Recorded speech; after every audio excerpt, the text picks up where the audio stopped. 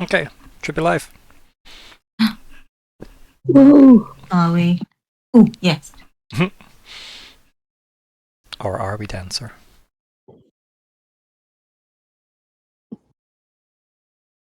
An advert for WhatsApp.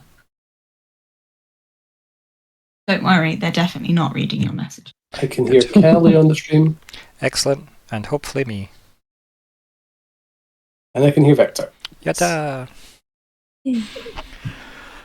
Oh my god. Anyway, so welcome to Cascade Arc 4, Part 21. It's the 31st of May, 2025. I'm Viktor, the GM, and here are the players.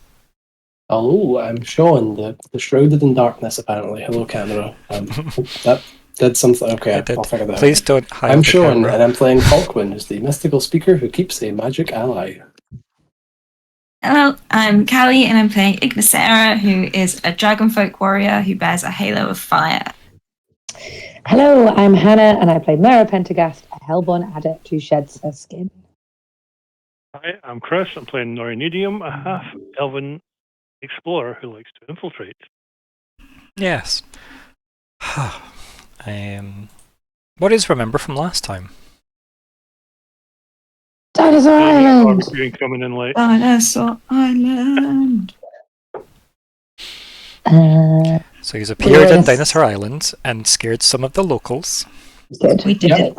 Yeah. We set up like a sales pitch in the amphitheatre. Yeah. Remember what we were selling? Your big neon signs. Yep. The village was bigger than we expected. An amphitheatre. We met Madame TTOT. Yeah. She's great. She had 5 guards.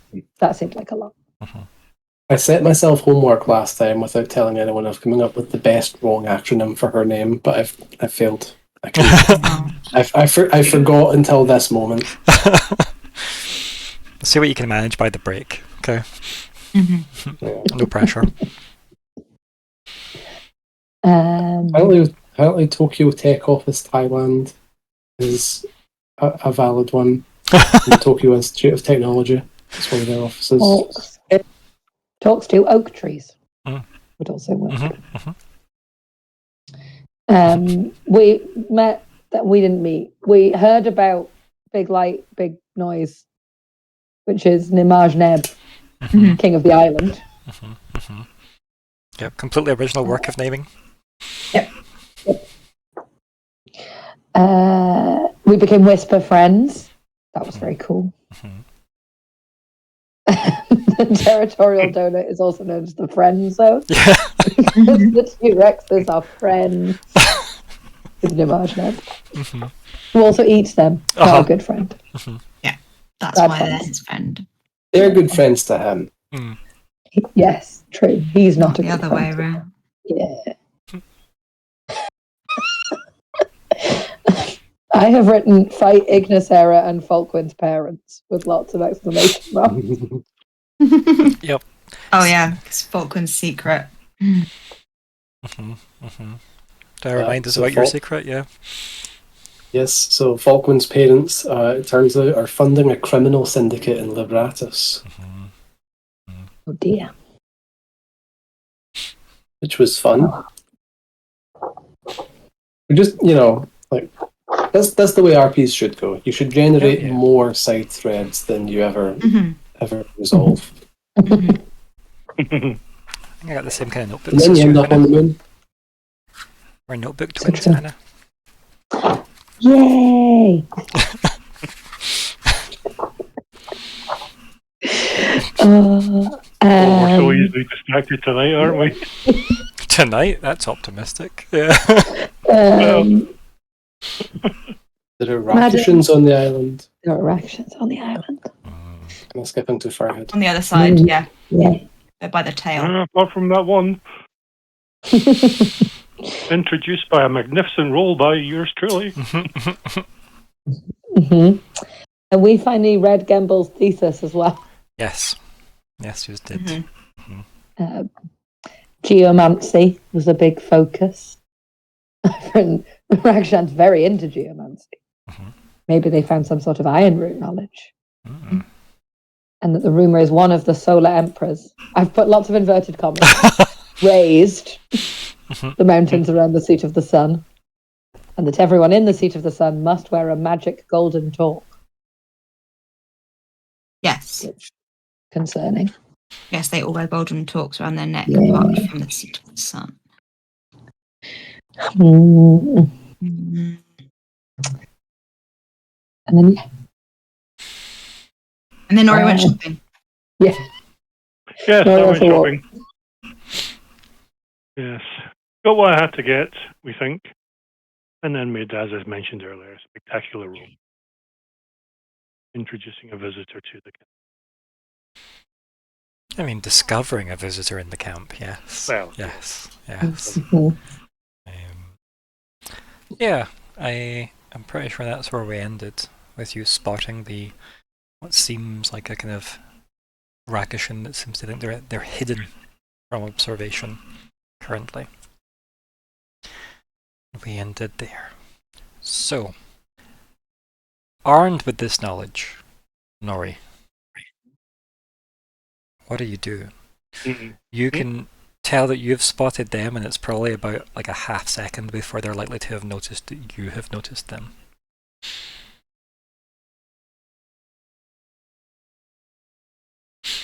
That'll throw things in a different direction then. In my mind, I was going to use my ring to send a message back to the group,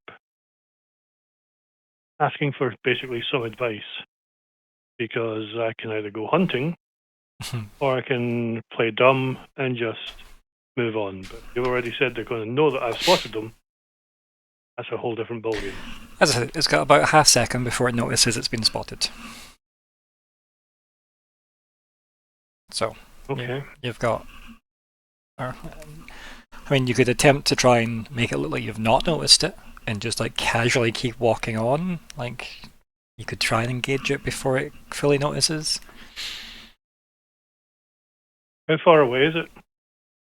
It's like a street over. It's like as if you imagine where you were about to walk around away from the marketplace, because you were kind of going on a bit of a tour of the city with one of the brothers.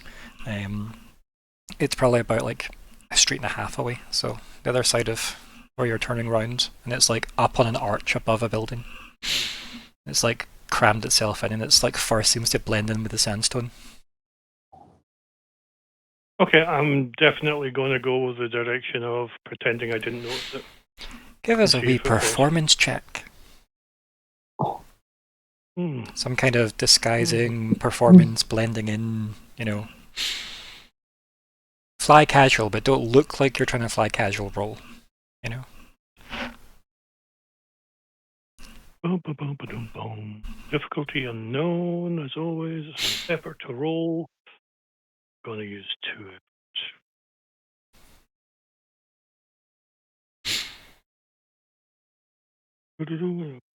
This isn't going to be an asset-y thing. is it? How do you mean? No, it's okay. It's okay. So what's her total? 19? 21. It's 21, yeah. Yeah, so trying to describe how you're trying to like not draw attention. I'm just going to pretend that I'm still looking about the stalls.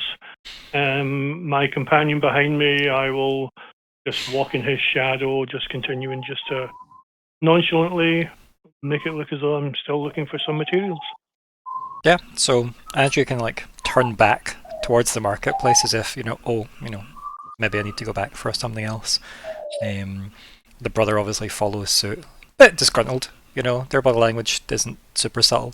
As far as you can tell, because unless you're going to turn around and look back up at the archway, as far as you can tell, nothing has happened. So it could be that it's not noticed you. Okay. Mm-hmm. My next move then is I'm going to make another. Going to send my friends a message. Should have sent the cat a message. I see you. So my light scale ring. Yep. The only way I've got to Just shine the torch on it. I see you. Yeah, exactly. It's the bat ring. He's in there. Other rings are available, of course. Of course, yeah. Mm-hmm. Because I know that Myr'ra still has her ring, I'll target her. Remember that you can target anyone you've met. They don't need to have a ring. Remember. Obviously, Myr'ra can reply though. Yes, that was my thoughts. I'm going to send a message to Myr'ra just saying, there's a Rakishan spy in the camp. Can you let Madam TTOT, I got that right, know this and what she would like done about it? Probably in the middle of reading something. Myr'ra just goes, "Oh, yes. Is Madam TTOT still with us?"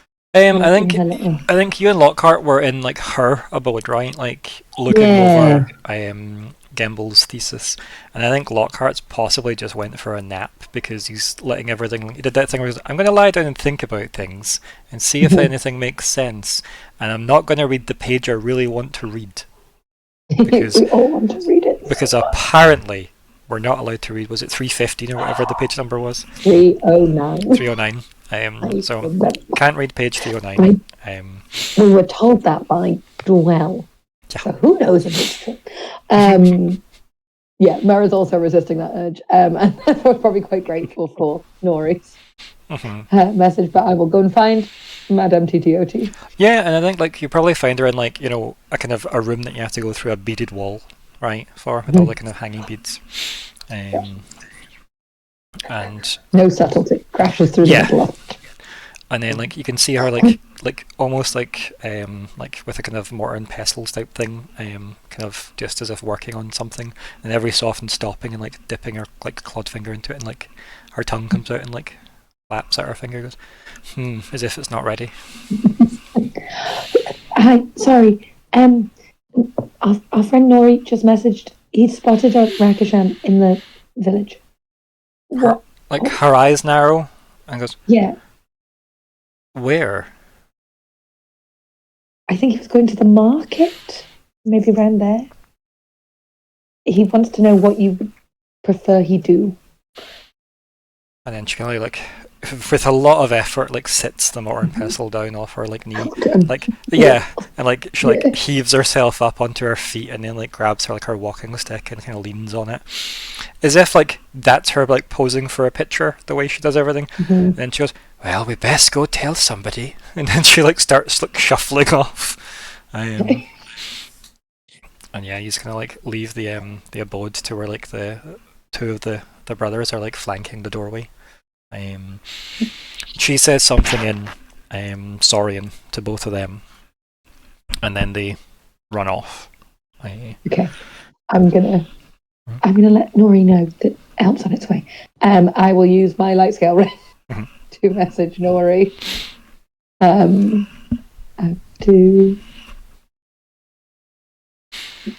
we go. My D10 roll. Perfect. It's a 3. Whee!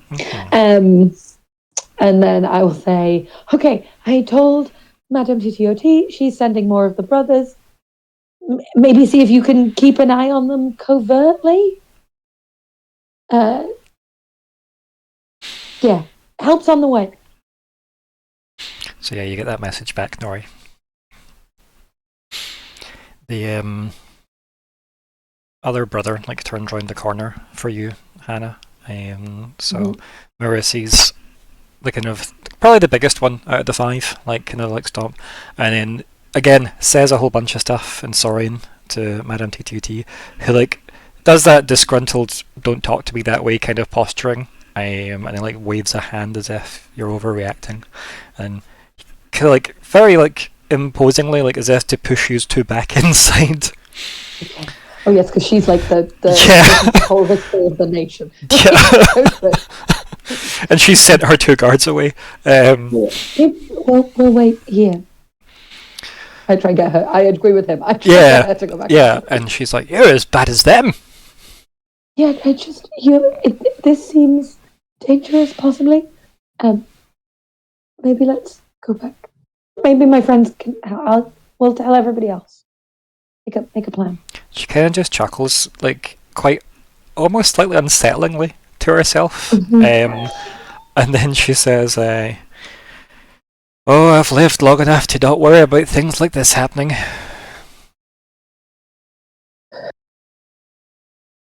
Anytime anything about long life comes up, I think Myr'ra has a moment now. She's like shudders. There's like that kind of like feeling of someone walking over your grave. Yep.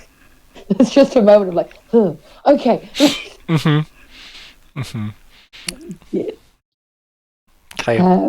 She will come back inside. I'll try and find Ignysera and. As I was about to say, yeah. Falkwin. So like, where do we find Ignysera and Falkwin? Because I know that you had a conversation while Falkwin was meditating on the role I have to deal with, which I'll deal with in a second, for the Abradak equation. So. Oh yeah, that was a while ago. Yeah, well, that was just before Nori went on his wander to the market. We didn't quite click back to you, so I will deal with that in a second. But where is Ignysera? Did you stick with Falkwin, or did you go to head into the market? I probably would have gone to talk to Madam Okay. PTOT. Yeah, so I think like you're probably right. Like Myr'ra goes off through a doorway. You're at the other side of the doorway. We have the hijinks of you colliding. Just bounce off. Oh, is everything okay? Nori's seen a Rakishan in the market. The buff fifth brother Right. pokes his kind of snout in and kind of huffs at both of you, as if what's the noise? Kind of draws his eyes off both of you disapprovingly, and then goes back outside to block the doorway. Okay. Did Nori need help, or is that where they're going? Yeah, 2 of the brothers went. I've messaged him. He hasn't responded yet, so probably everything's okay. Right. Myr'ra looks concerned. Yes. As long as he doesn't just try and go off on his own, but But he it's fine. messaged. That seems like a good. He did. He messaged. Yeah.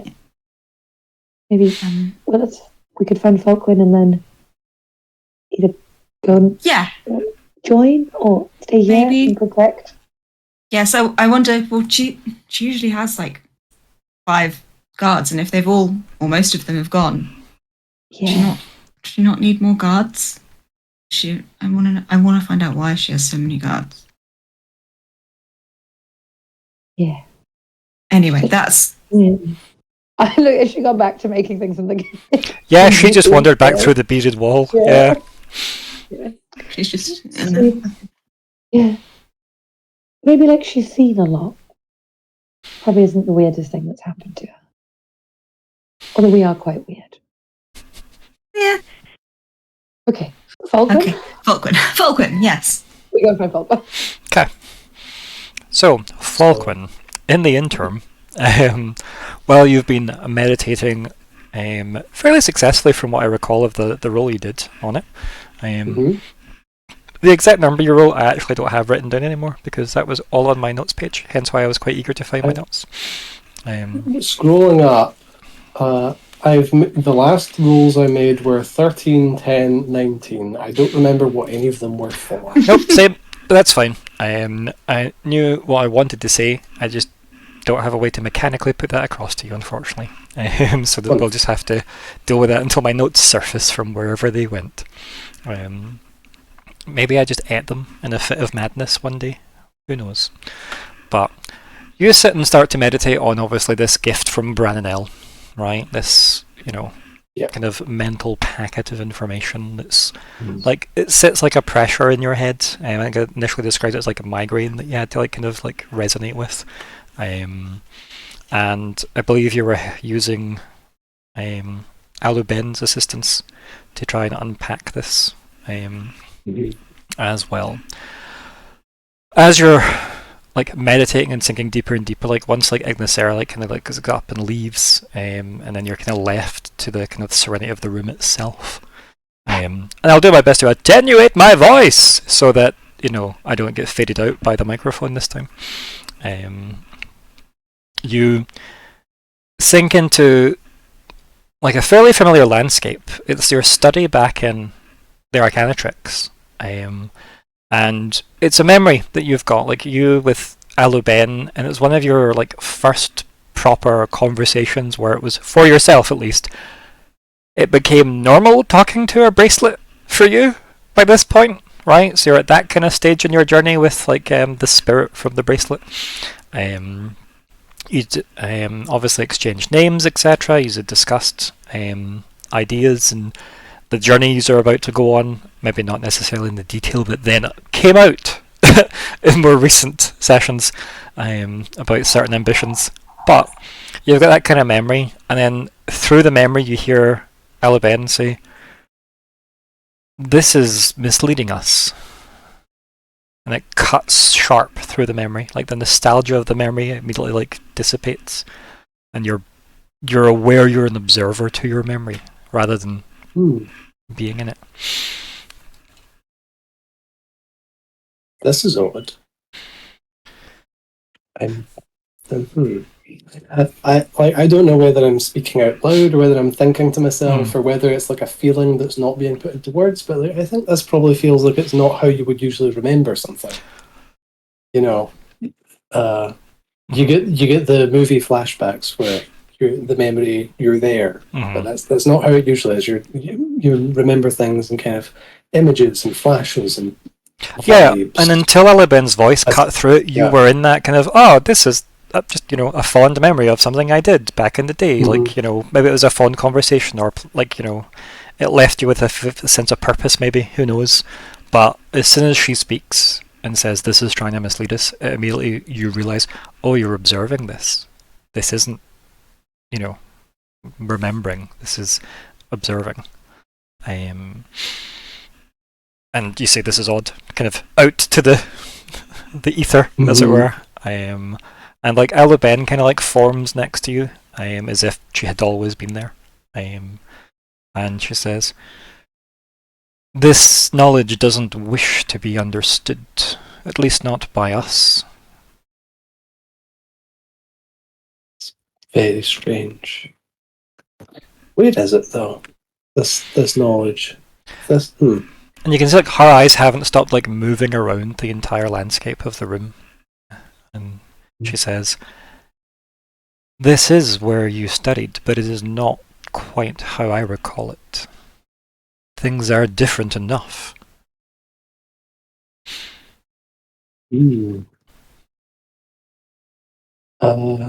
Am I able to recognize any differences? Hey, why don't you give me some intellect roll? And we'll see if you can see anything out of place. Anything perception-y or memory-based is good enough if you've got anything for that. Understand supernatural? Why not? This sounds weird enough. Yeah, sure. Why not? Yeah. It's pretty understanding and weirdy. Right, how many effort do I get for free again? So I've got an edge of 4, so I get 1 effort for free. I don't really want to spend anything on this. Okay. I'm just 1. So. It would cost you 1 intellect to get 2 effort on something. Yes. Okay. What's our total there? 10? -1 for trained and minus... It's not minus. 1 for effort. So yeah, so plus 3, I guess we're doing that way. So yes, 10. 10, cool. It's difficulty 3. So, as you're looking around, this just feels familiar to you. This feels like the study you were in. Why Aluben seems to think it's different, you can't put your finger on it. Everything looks normal to you. You're looking at like your bookshelf where you've specifically got like the books from the library in a certain order based on whatever order Falkwin chose to put them in. Is it books you're going to get to, or ones that are due back to the library the soonest? Who knows, right? But either way, like everything looks the way it should. This all looks fine to me, but clearly I remember it the way I remember it, and memory is flawed.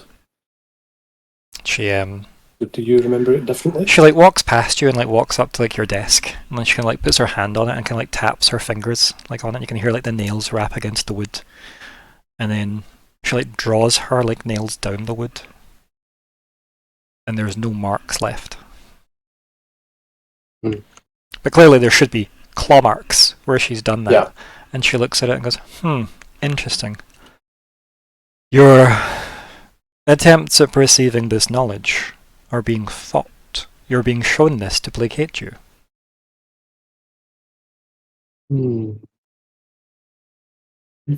I'm now thinking, is it like an escape room that we have to solve the puzzle to get to the place where the little memory cube is? She then goes to say, I don't think it quite accounted for my assistance in this. Well, I'm sure we can make the most of you. She gives you like a side eye, briefly, as if noted, and then she looks at your bookshelf and she says, which one of these did you read the most? And she gestures to a handful of books on the shelf. So I just name a book that you apparently took out of the library for your studies. Yeah, sure. I will indicate the on the enchanted sword crafters of ancient bronze bark. What's the bronze bark city? Do they have one? Just the forest, the Bronzebark forest. Okay. Yeah. On the enchanted sword crafters of the ancient bronze barks, or something. Yeah, sure. Very human notion of ancient. Yeah, exactly. And Not that old. Well, humans are very young, as we know. And she brings the book off the shelf and she kind of opens it. And she goes, can you recall anything from the first page at all? Even the author's name? Oh. You can't recall the author's name or anything on the first Indeed. page. But you definitely read this book and you recall it feeling like reading poems about metalcraft, which is why it appealed to you, because the way you read it, you end up... The way elves write, you can read it faster than the way other races write, because again, they have a way with cadence. It just pulls you through the story. So you definitely got through this book at least twice when you read it. But for some reason, you have no memory of this book. And she's flicking through the pages, with fairly little care. And then she kind of turns it around to you and just sits it on the desk, between the two of you. And you can see that the thing is blank.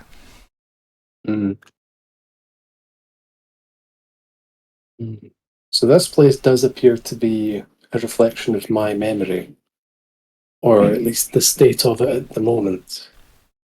It should be weird that I don't remember any details about this book. And Indeed I don't, and that's reflected there. And for Falkwin, obviously, Falkwin knows you should know what was in that book. It's almost as if it's been deleted for this place. Right? Yeah. And she actually sits down at the kind of seat at the desk, which is rare. You rarely see her ever rest, ever. And she puts her elbow on the table and rests her chin on her hand, and kind of just stares past you, as if deep in thought. And she goes, "This is concerning." I hope I've not taken some damage by taking on that knowledge. Her eyes, nothing about her moves, just her eyes dart to yours and then back to where she was staring off in the middle distance. And then she goes, "The door is gone." And she points behind you. You turn around and obviously where you would have had your I guess robe stand and kind of chest of drawers and the doorway out, none of that wall exists anymore. It's just black. That's fascinating. She kind of she makes an expression and almost a nervous as if I don't agree. Kind of So if I'm forgetting things, so if this space is representing my mind and my memory, and I just took on some packet of eldritch knowledge, hypothesis, maybe that knowledge that I took on is entangling itself with my mind and merging with my memories and something like this, and I need to understand it in order to get everything back. Or maybe my mind just can't cope with this knowledge, and I'm going insane and slowly dying from the inside out. And she just stares off, like, blank expression, still staring through you, and she just goes, "Yeah, it's one of those, I think." Let's hope it's the first one. Let's proceed on that assumption. She like stands up and moves past you, and like kind of moves you further into the more like defined area of the room. And she kind of like walks towards the kind of void. Less defined area? Yeah, the void wall. Oh, good. Yes. Yeah. She walks up to like where the door was, but it's now just black, empty space. She like puts her hand out to it. And it's not like it disappears or anything. It's just her hand going out into like nothingness. She goes, "Well, that's reassuring." She walks back to the table and picks the book up and just throws it out to the void. And it does just like go off into darkness and like vanish. She goes, "Huh. I don't really know what I was expecting to happen." She kind of like pivots on her heel and turns to you. She goes, "I recommend we don't go that way." I think we should go that way. She just stares at you, deadpan. I mean, this is my mind, right? Yes. She says so reluctantly. I can be quite ditzy sometimes, you know. That void, that's me.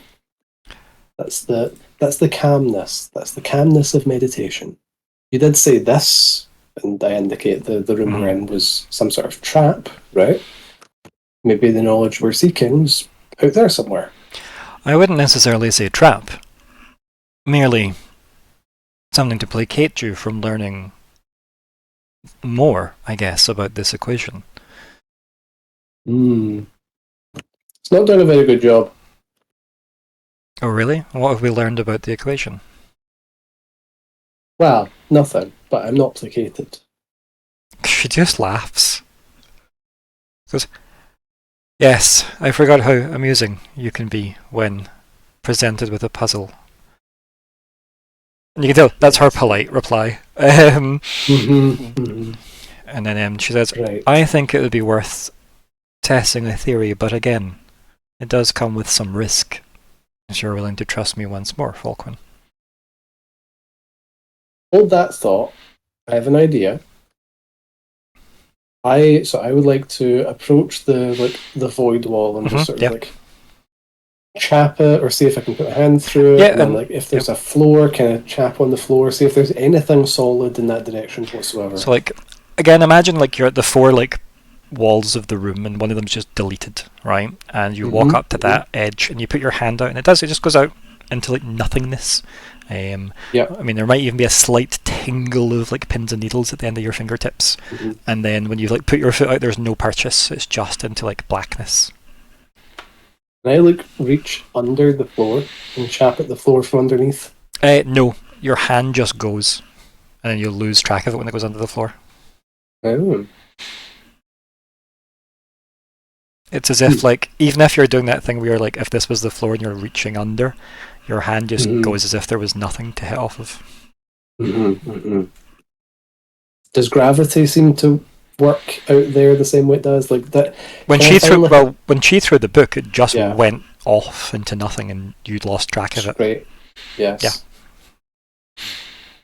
Hence why she's like, I didn't really know what I was expecting to happen when it just did that and went out of sight.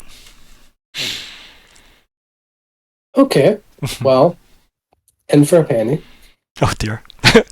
We'll get Sean's new character next week, debut. I would like to take a step and see. I'll just say, Alu, be ready to catch me in case this goes badly. She just like takes a very deep breath. Hold on to her with my left hand or something. Yeah, like she'll put like her hand out, and like you can do that kind of like arm in arm kind of like grip while you're leaning over. She'll hold on to like the kind of like the shelf on the wall or whatever. Yep. I take one step into the void. Yeah, and obviously you have nothing to stand on, so your whole weight, as you can imagine. Okay, it does go down. Okay. Did we prepare well enough that myself and Alu can just? Oh yeah, catch like me and- you didn't okay. say I run and jump off the edge, right? So Yes. you definitely said I'll hold on to her, she'll brace herself, and I'll take a step. Yeah, you're fine enough for her to like help heave you back onto the floor itself. Okay. So, well, it's possible that I was just still being affected by the gravity of this local area. So maybe I would need to fully jump out in order to get anywhere useful. Or maybe that's a horrific idea. Alu hasn't let go of your arm. She's let go of the shelf and she's like pinching the bridge of her nose. She goes, maybe. Just because she doesn't have like an answer, obviously. But perhaps we should exhaust the resources within this room first before we... Yes, you had an idea just now, didn't you? Somewhat volatile. Yes.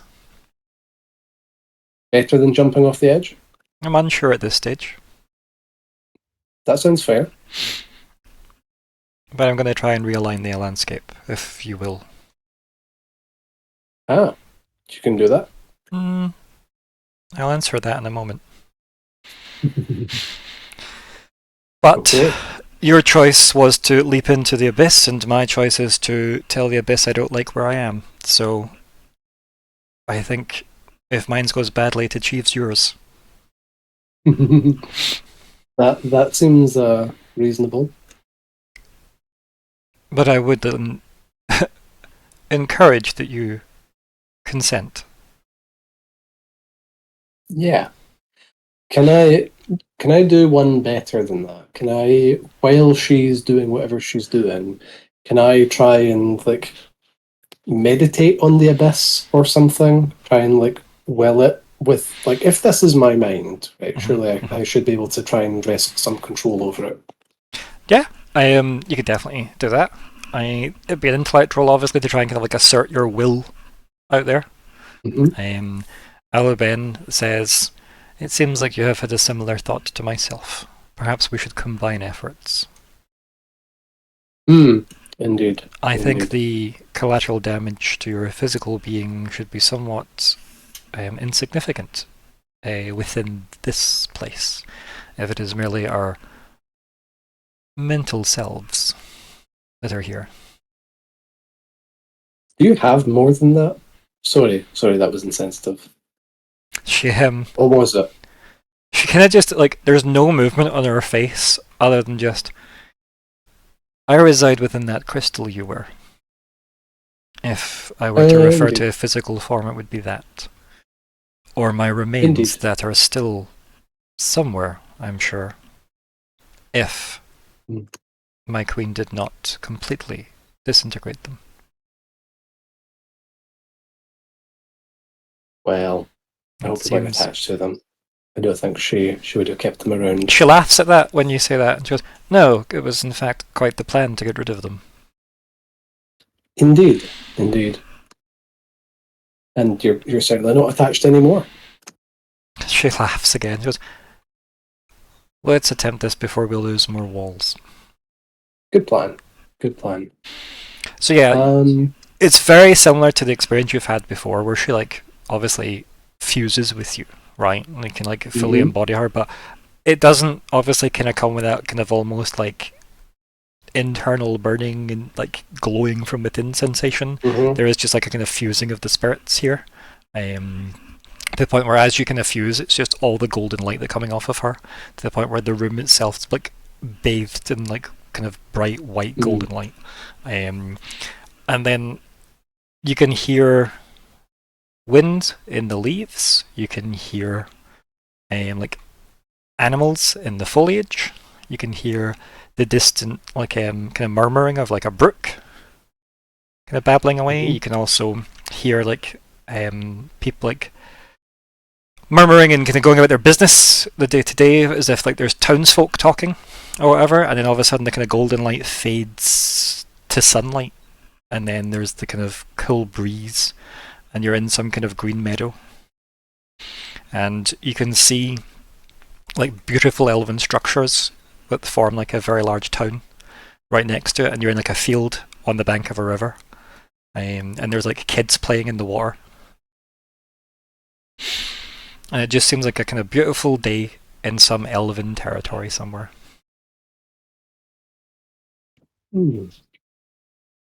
This is different. And then Aluben appears again next to you as if she was there the whole time. You're both sat on the grass side by side. When you look down, you're no longer on grass, and it is like some kind of picnic blanket that you're on. And she goes, "Oh, great. My teens." Ah. It looks peaceful. And you know, for a time it was. She kind of looks around, actually, like, seemingly quite nostalgic. Which is, again, a rare look on Aluben. And then she kind of looks back at you and she says, "I think it's aware I am here too." Yeah, I would say so. Are you able to recognize problems with this space the same way you were with mine? Or is this also just a reflection of your memory and it feels how it should be because it's how you Like, remember? her nostalgic look immediately kind of sours when you say that, and she goes, "Yes, unfortunately, due to my skepticism from your memories, this memory does not feel correct. But my memory is matching this, and I think that's by design. I don't believe what I am seeing. Things did not play out quite how they feel. My heart was broken on this day, but yet I don't feel it." Oh, And she's like looking around as if waiting on someone. and there's no like books or anything, or like people without faces, or anything like- that I, as a third party, would recognize as being gaps. No, like, again, everything's fairly, like, detailed for the position you're in. Like, you're basically at a picnic on the side of a river, right? And again, like, further down the river, there's some kids playing in the water. At the other side, like, the fence over the back of the field that you're in, there's the road and then a town behind it. Again, it's a very big, beautiful elven town. And you can hear the fact that it's clearly, like just before, like, midday, right? So it's clearly a very beautiful, sunny day. And from what you've kind of pieced together, it seems like Aluben was waiting on someone at the picnic.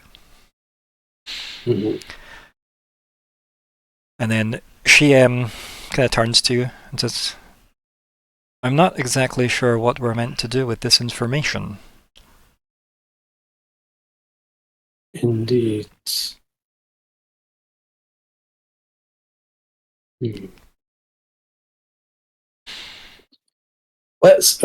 Let's reverse. The knowledge that we're trying to tap into is a packaged up, maybe even encrypted magical equation or self-sustaining magic. So it's not clear to me yet whether this package of information is somehow sentient and is actively resisting being understood, or if we're just finding trouble understanding it and we're dancing around it through the lens of our own limited understanding. If it was the latter, then maybe the things that are missing tells us something about what we need to do. You could be correct. I could be looking at this completely through the wrong lens. It could be that what we're being shown, is to assist us in understanding, rather than placate us, to protect itself. But there is no true way to know, unless we learn more through our exploration. But I would be now concerned we harm the message it may be trying to give us. I'm unsure how we should. And she's kind of like stops speaking, and she like turns round and looks back and goes, it got quiet, and you no longer hear the town. Mm. And like where the fence is, there's now just black, which is Mm. way more stark in comparison here in this like meadow of like beautiful sunlight, and the big spires of the elven like town gone. Mm. Just this black wall of nothing. The kids are still playing at the water. She's still there with you in the picnic blanket. The town's gone. Why don't we go and talk to those kids? She kind of stands up, and then as you both like stand up and go to like walk towards where the kids are, like you start like working your way down the riverbank and walking across or walking along, I guess, the bottom of the river to get to where they're playing quite a bit up. And as you do that, there's like a voice that comes from behind you. And it said, "Are you here to play?"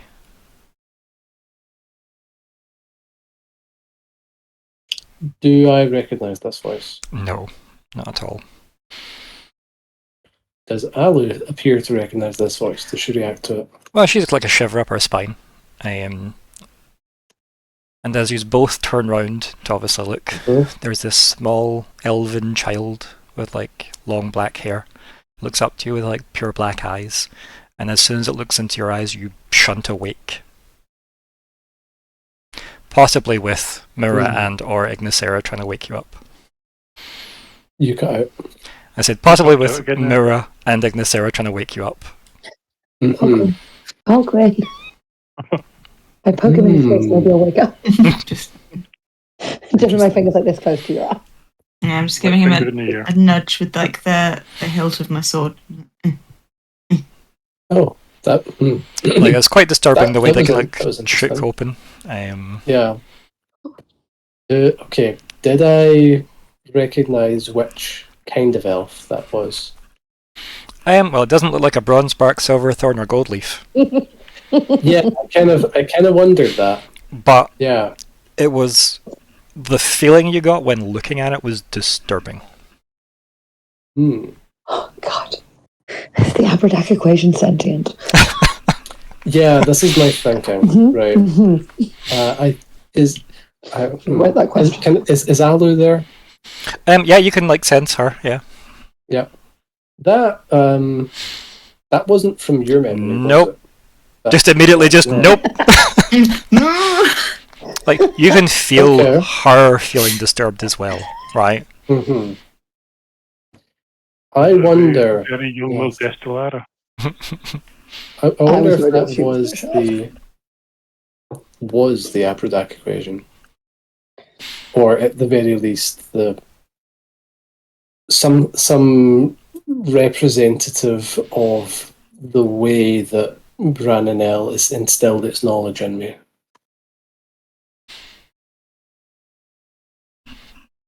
We should talk to them more, but maybe we should rest first. Also, hi, friends. So, you wouldn't wake up?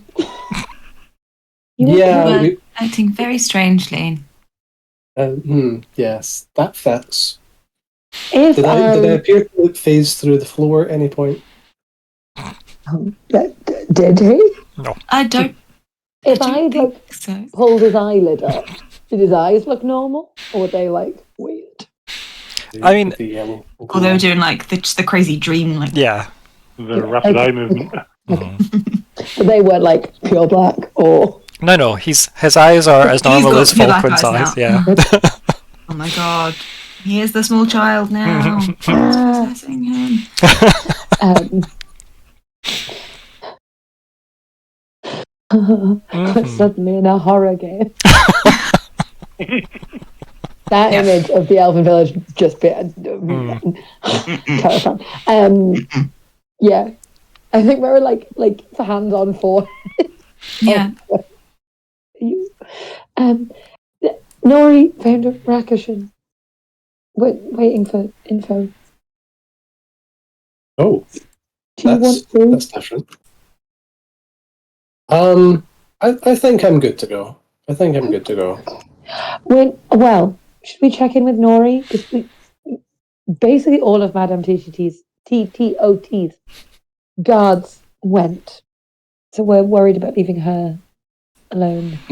Yes, indeed. Because there's one, and he's big, but I could stay as well. I mean, I am a trained guard, so. Yeah, and it's definitely a tactical problem to have all of your forces go in one direction if that was a decoy. Yes, we should not act too hastily. okay. Should I message Nori again?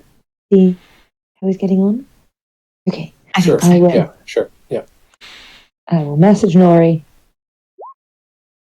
and say, have the rest of the other guards caught up to you? Anything happened? Do you want us to come? Reply, please.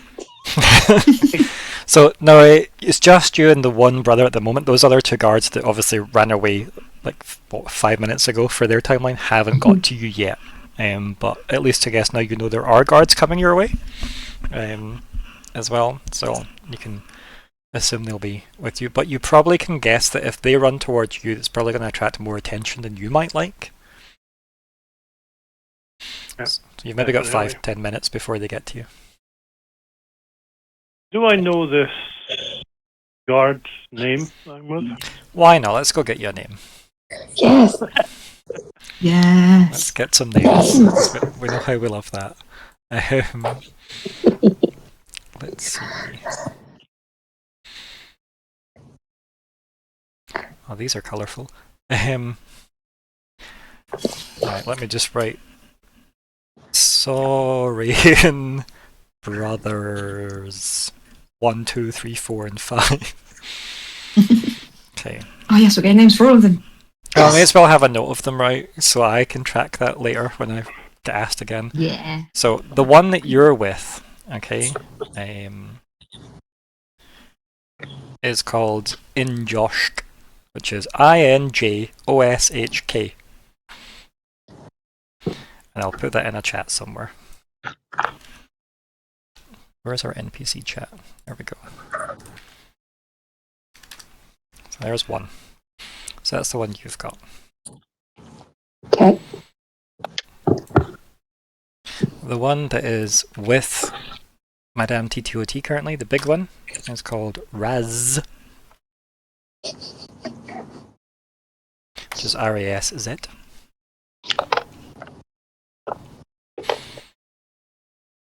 We've then got, I may as well just name all of them. We've then got Kix.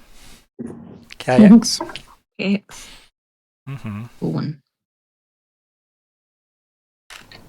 We've then got... Trying to find some variations of these, because some of them are very similar. Also, I'm going to struggle to pronounce a lot of these lizard folk name generator names, so... But this is too funny not to have as one of the names, even though it's going to be annoying to remember. So we're going to put this down. I'll pop that in the chat as well. So one of the other brothers is called Bukzatask. Yep. Book's the task. Nice. Nice. Bukzatask. All information's in the task. And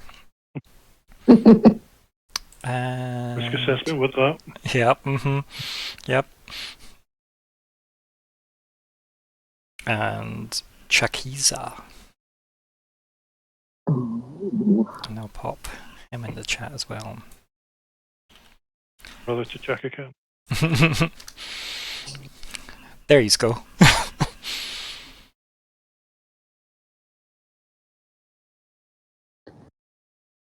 Sounds like a tasty curry.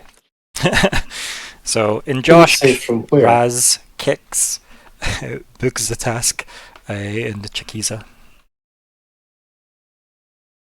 And the person that's unaccounted for, I guess, at this point. So we know that Injoshk is with Nori. Obviously, Raz was probably with Ignysera when Ignysera was like nearby, and then obviously has been assigned to the door for Madame TTOT, and then Bukzatask and Chakiza are the two that ran off. So we don't know where Kix is. Oh no.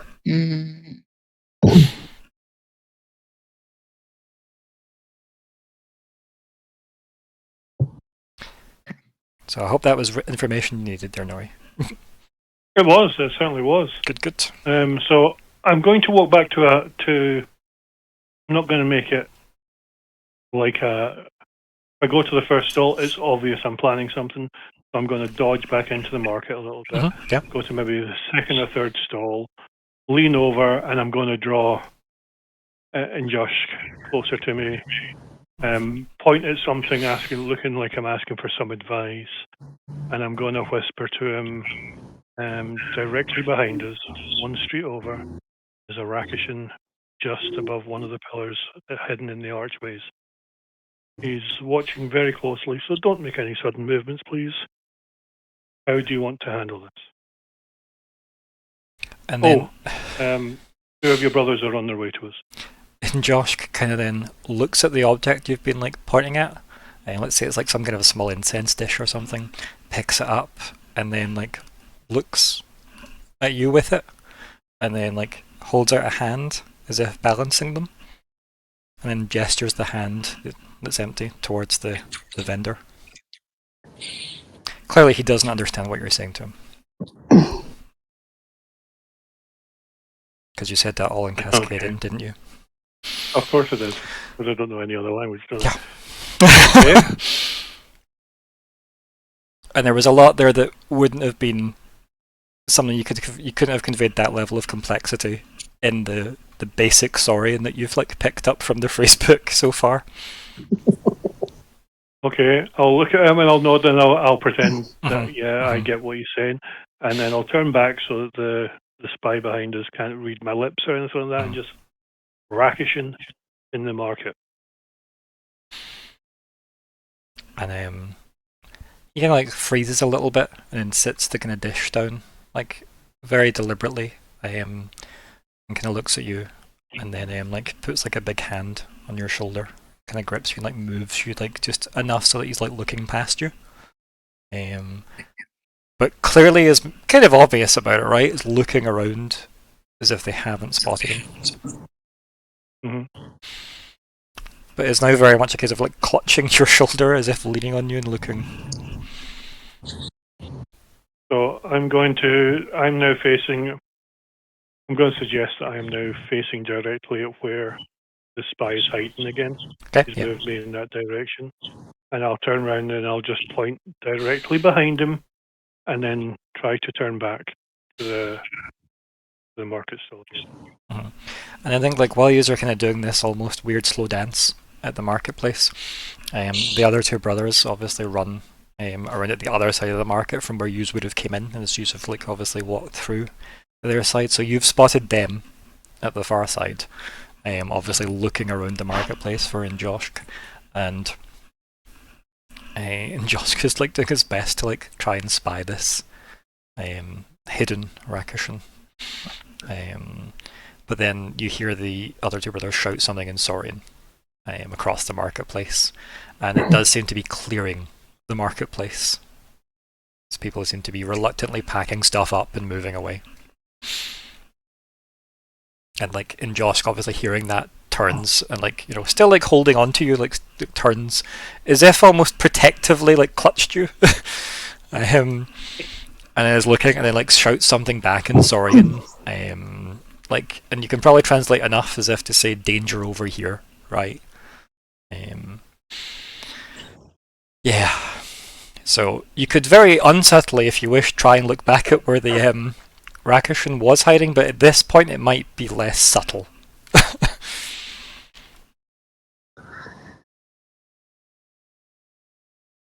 Let me.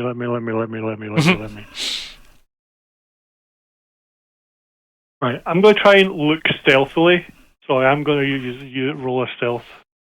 Mm-hmm. I'm not really caring which way this is going to go, because it's either going to be a hunt or it's going to be, if he's still there, I'll let them know exactly where he is, and then it's going to be a hunt. Mm-hmm. It seems to me it's going to But be you're a not replying to that message that you got yet, no? Or no, we haven't made a decision of what's going on yet. Okay. That's fair.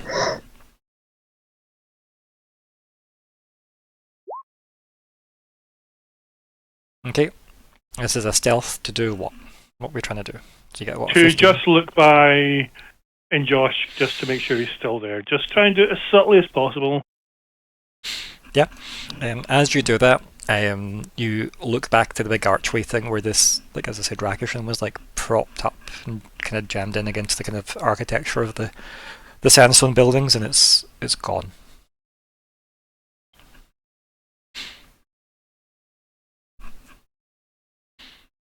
Okay. I now need a translator. You now need to roll initiative. Oh boy. Done. Yeah. Not making an initiative tracker up since that's been a while since we've done that. I don't even know where that lives anymore. Turn order. There we go. We're a monster. No, that wasn't yesterday.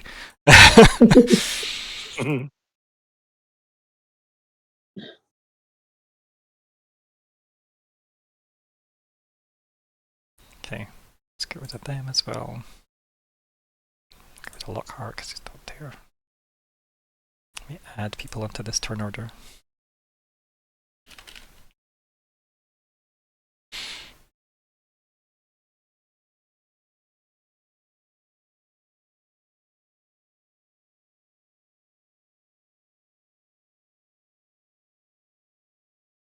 Just zero out people that we don't need to worry about currently.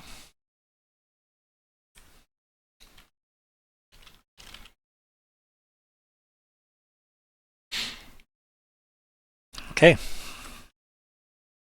We've got a 7. Mm-hmm. Pump you in.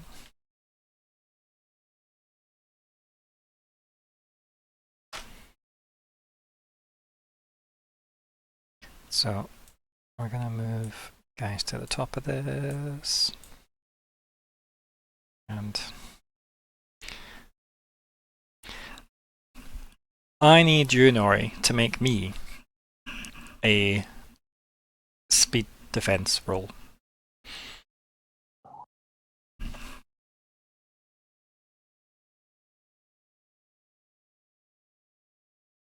So, is this for me defending against something? Correct.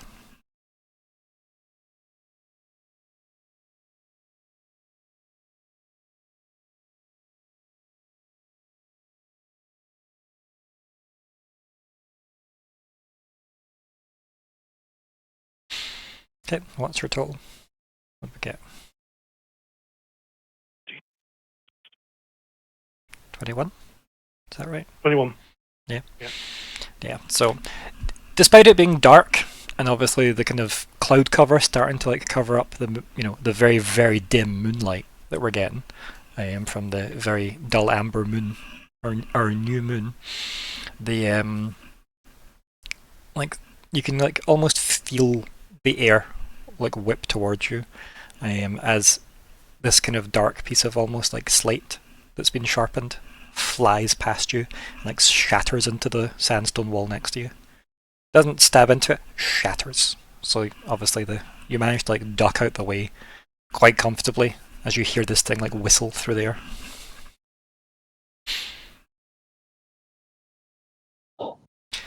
In Josh obviously draws his blade, looks very, edgy, I guess. Happy about it? Like pulls off a shield. No, he looks like quite like I don't know where the threat is. That's the vibe you're getting from his body language. Pulls a sword, pulls the shield off his back, kind of stands there, and then like is like half trying to cover you, but also doesn't really know where to cover you from. So, yeah, and Josh is holding on to his turn. Nori. Okay. Did I see where this came from? No. Okay. You're fighting a cat in the dark. Mm-hmm.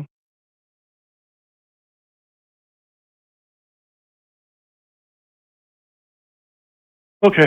Right. First of all, pulling my hood up. Okay. Mm-hmm. I am now going to find. I want to be high. I want to try and get up as high as I possibly can, as quickly as I possibly can. Okay, so And physically high rather than, back to the incense stall. Yeah. yes, Okay. physically high. So I'm going to try and find Don't you have that somewhere parkour getting up move? high. Just wasted it. You didn't wasted it, but remembered how my players work. Yeah. Yeah. Yep.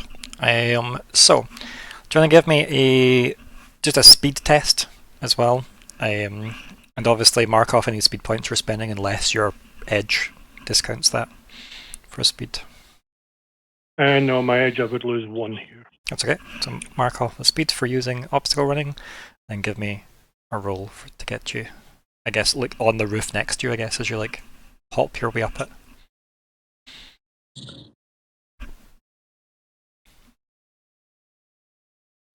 Yeah, you got up. It's maybe not as graceful as you would like. Maybe the sandstone gives away a bit more than you'd expect for your grip, but you get up there with, maybe it's just as well nobody's watching because it wouldn't have looked the most, fancy. But yeah, you get to the roof. Okay, I'm just going to wait then. There was something else I wanted to look at first of all. That's okay. Are you going to at any point message the group? I am just about to do that. Yeah. That was my next move. Mm-hmm.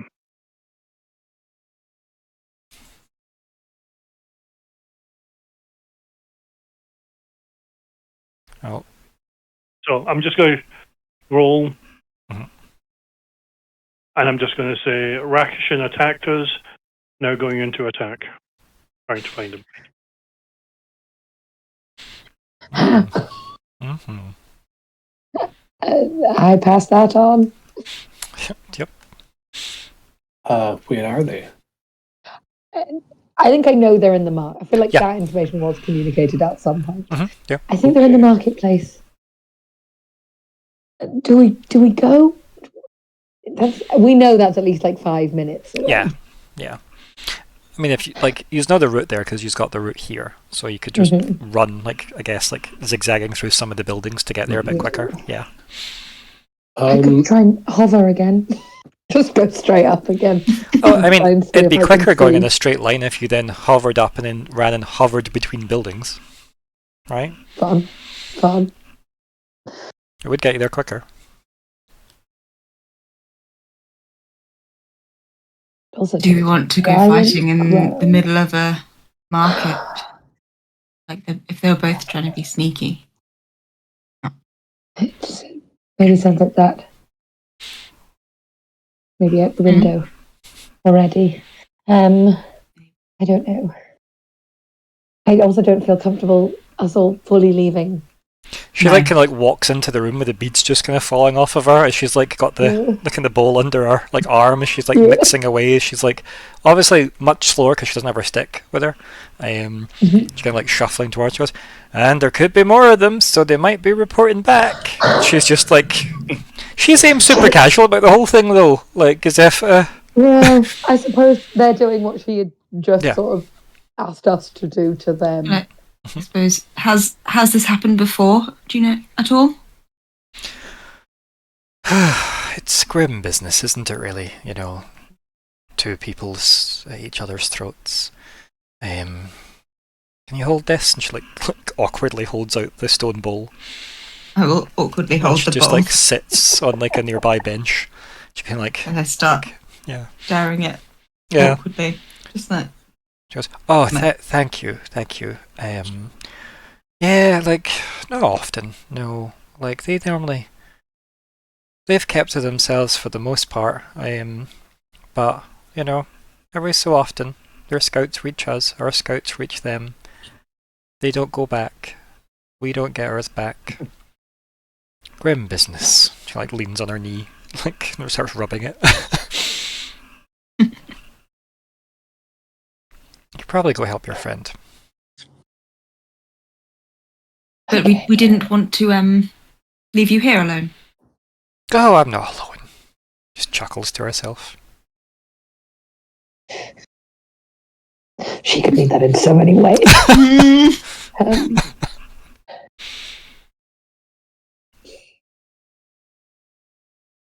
I mean, I could come with you if that goes to like try and get up. no. She kind of laughs to herself and like coughs once as if clearing her throat, as if, oh, maybe I shouldn't be exerting myself. But you can tell she's obviously had fun at that.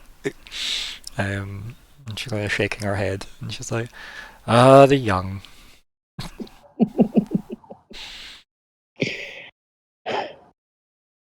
Well, I want to if we are going to leave her, so it'll only last for 10 minutes.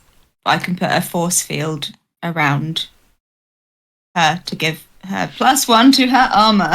Yeah. If anyone tries to stab her. That's cute. I like that. Okay. Does it move with her, or does she just have to stand in place? It moves with the creature or object and lasts for 10 minutes. That's really cool. Yeah, let me just... And because it's 3 intellect points, it's free! Way! Woo! Yeah. Do you explain what you're doing to her? Yes. So, I was like, well, if... I'm sure You can set you that will be down fine. now, You- it's you, been ruined. You seem tough, but and then I just kind of put my hand like on her shoulder and just say just for a little extra protection, and then just You feel a tingle, like see when you like put like your hand on her and like you like touch her like scales on like the kind of shoulder. You kind of like feel like almost like static when you touch her. And then you like envelop her. And what is it? I know it says an invisible energy bar, but what's the special effects that the audience get to see? Oh yeah, it's gonna be all kind of flamey looking again. So like my shroud of flame is like lots of like flamix and things. For this, it's more of a like a more of like an outline around her, maybe that's just got a slight orange tinged glow. Yeah. Yeah. And she kind of like gives you like a smile, and she gives you like a cheeky wink as you're like walking away. Kind of like nodding to herself. She moves the stone bowl you've sat down closer to her, looking just disappointed at it, going. And I think you can tell like she wasn't saying you've ruined it; she was just saying it was ruined. It's generally. been ruined. Yeah. Added too much. Sorry. But I feel very guilty just looking at her little sad face. But you can tell like she definitely wasn't implying that you'd ruined it. I know. But yeah. But Ignysera will think, oh no, Yeah. it was me. I did it. And I don't know how to cook. And she goes, well, I imagine this is temporary, so you best get your Swift on. Okay. We should. I suppose technically we're like leaving Lockhart to protect her. Yeah, he's definitely not Holding the napping. creature. Yeah. Well, I assume you've woke him up and he's there with a dagger, right? Yeah. Okay, I feel we should head as quickly as we can. You can hover, so you can go a bit quicker. I'll try. I can bring out my wings and fly to get there a little bit quicker, I suppose. Actually, no, it wouldn't really be any quicker because I fly at the same. But if you got to the rooftops as well, But if I go to the rooftops, yeah. you can go across. Yeah. Yeah. But I don't leave like Falkwin behind. Falkwin, do you have a way of expediting your? Not really. No. I do have the ability to see places that I've been, so I can keep an eye on here from elsewhere, or keep an eye on the marketplace from here. Good. So that could be That would useful. be cool because you could be looking for where they are while we're on our way there. Yeah. Maybe by the time we arrive, we'll be like, they're here. Mhm.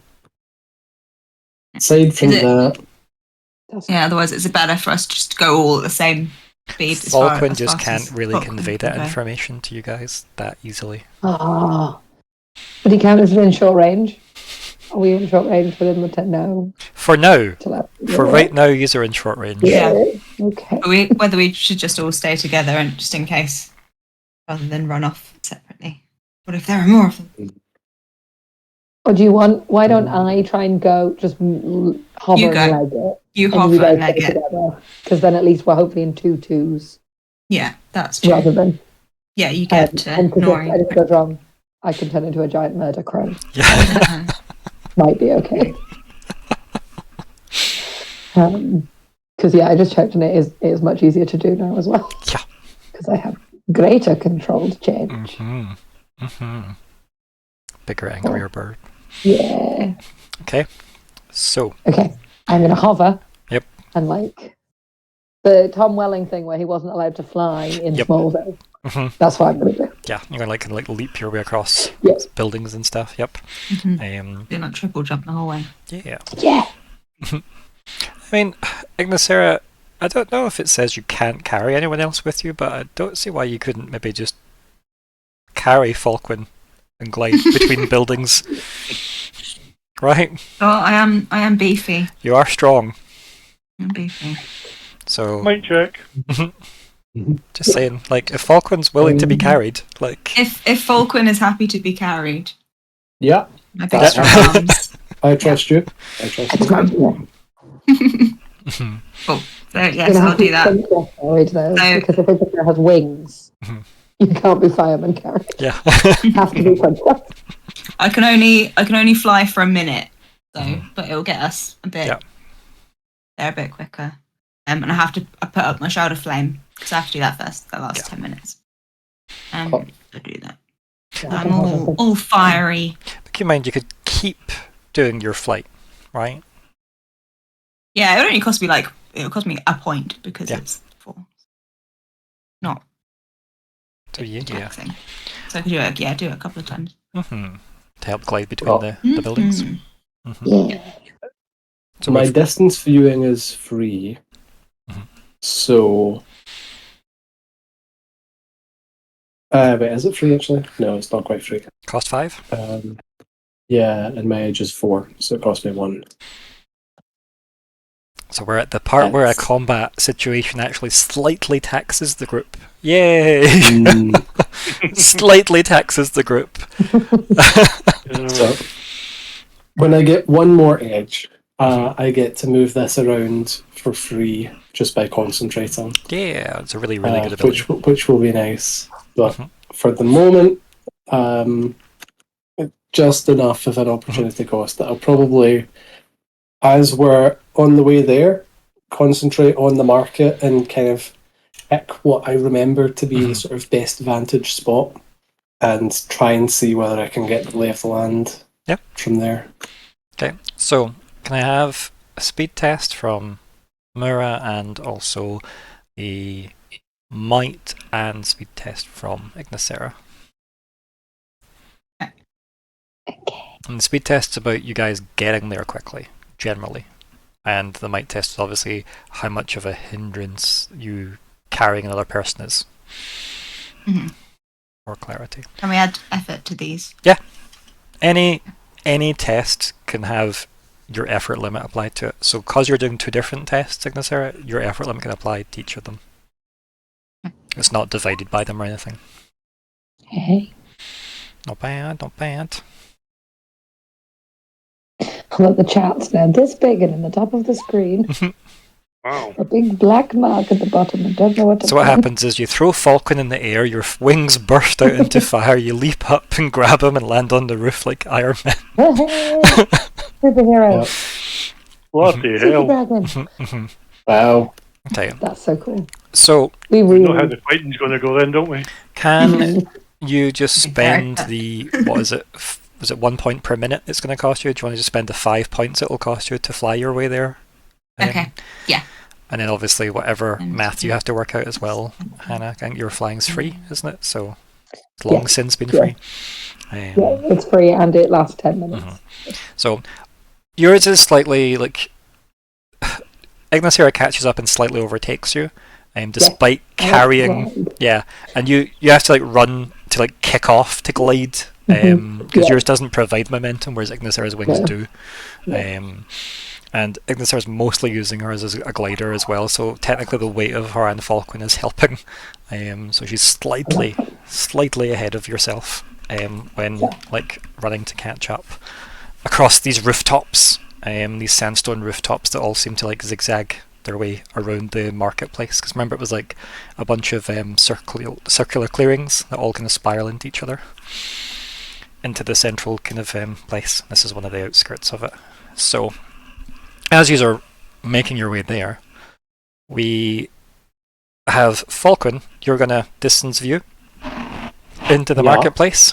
We'll say that I guess one of the taller buildings, maybe a 2-story building that looked onto the particular marketplace where you appeared. Maybe like the top of that is where you like maybe some kind of like makeshift watchtower. It might look like a bell tower, but there's no bell. Do you know what I mean? So it's like just like a watchtower type situation. You can like astral project effectively up there. Spend obviously your intellect you have to do so. And I don't think there's a roll involved in it, is there? From what I read. Nope. But nothing's concentrate, create, and then it lasts an hour. Then once it's created, I can concentrate to perceive. Yeah, and it's not a warded area, so there's no roll.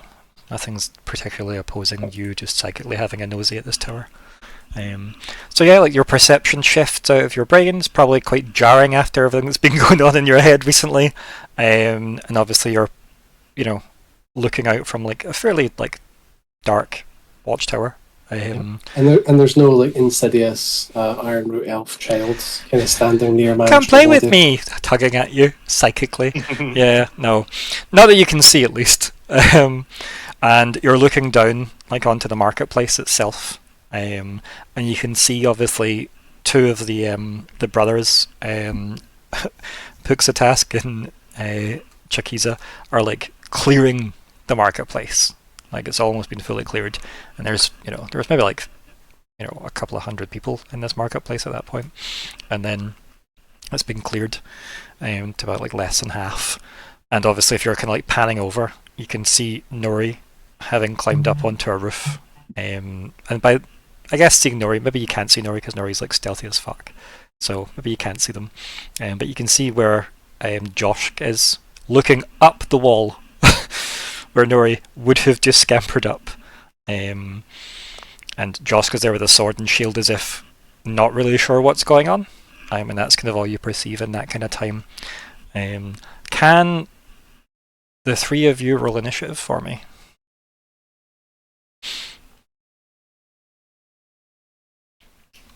Can I? It's been a long time since I've done that. Where? Yeah, there it is. Like, where is it?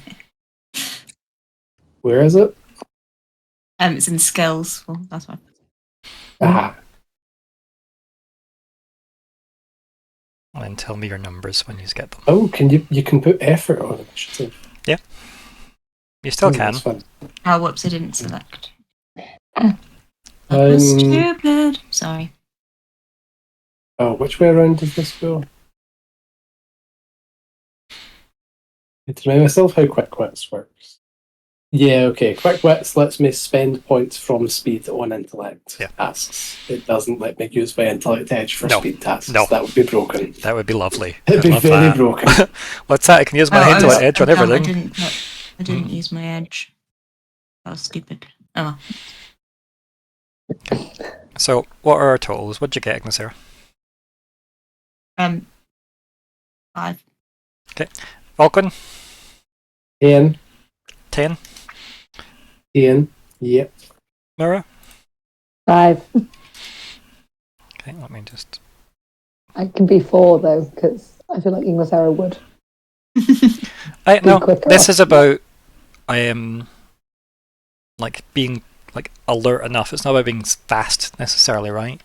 And obviously, if Ignysera was focused on carrying Falkwin and moving fast, there's a reason why. Obviously, it makes sense that you might be on the same level of alertness because you're you're focused on getting enough purchase to kick off and glide to another area, whereas Falkwin's just been like, okay, brain snaps back to body. Oh, that's here too, I guess. Let me just get this in an order. Falkwin will have been relaying the status to everyone else, but he's also like literally seen it and can sort of snap into it like, yes, this is here, that's there, that's the state of the battlefield, I know what's up. Okay, yep. This makes sense. So, since you spoke last, Sean, can you roll a d3? Oh, good. Wonderful. And a d3 for me, please. And you are 1, Ignysera is 2, and Myr'ra is 3. Hey. Myr'ra, I need a defense roll. Okay. It's a speed defense roll. Okay.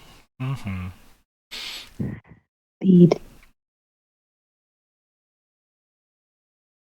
I do not know the difficulty. I can't. I have so little speed, I can't use it.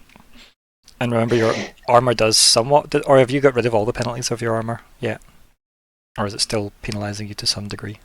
Because remember, I think it penalises, yes. Only when spending effort, though. Yes, which I can't afford to do anyway. Yeah, that's fine. Okay. I leveled up all the other things, not my speed. You take 5 damage. Obviously, my might. Yep. Obviously, armor would mitigate that, so I'm going to let you deal with that. Otherwise, I'll say if it doesn't. Let's put it that way. Okay. So anything you have that mitigates damage, please highlight and make people aware.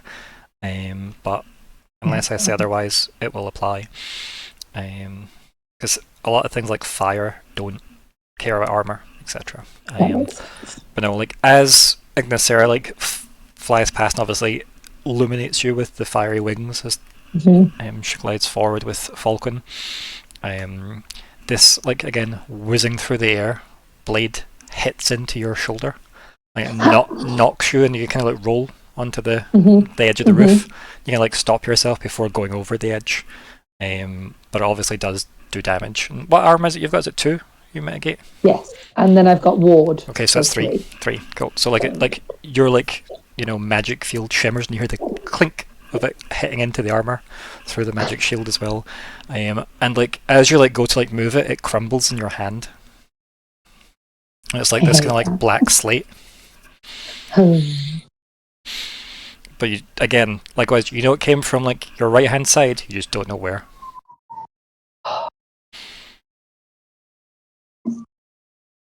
Okay.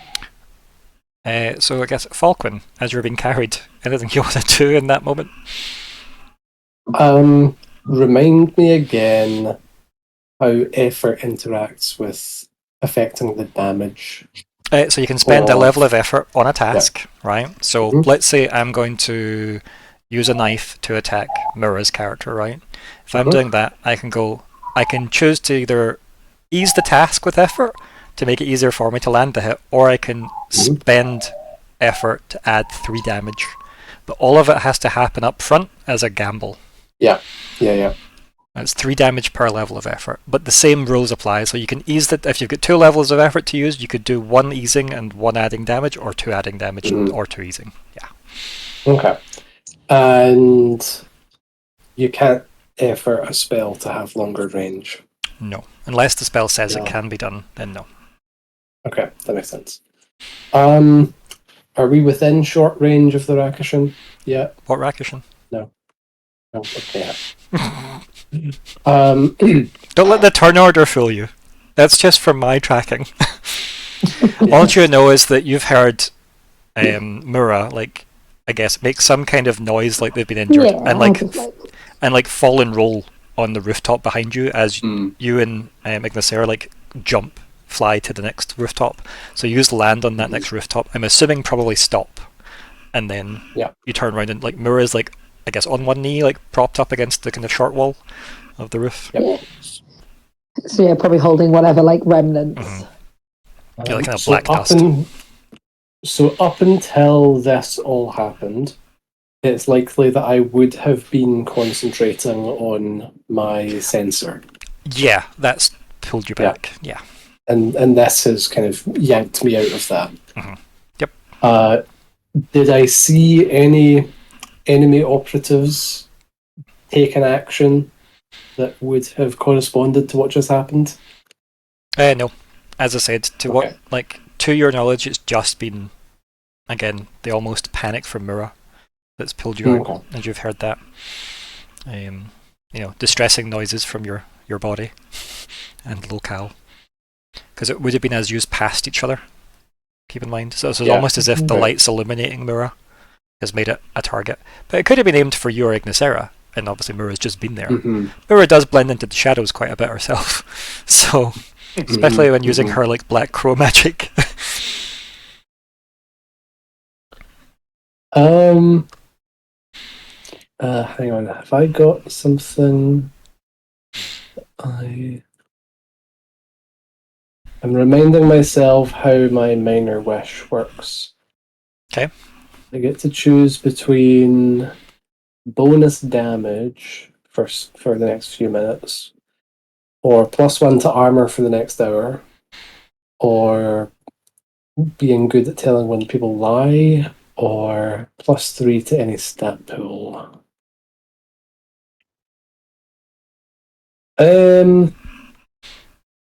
I guess I'm just gonna buff for the fight. Sure, gonna invoke I'm gonna Aliben's words of power. Yep, I'm gonna go minor wish with the damage buff. Sure. Golden anger. Nice. And what is the buff you get from that? For the next several minutes, if I attack a target, I do 2 bonus points of damage. Nice. So I think we've seen this before with like all the veins in you, like kind of like come up as if they're like kind of golden vines. Yes. Mm-hmm. Oh, nice touch that they would be vines. Yeah. Yeah.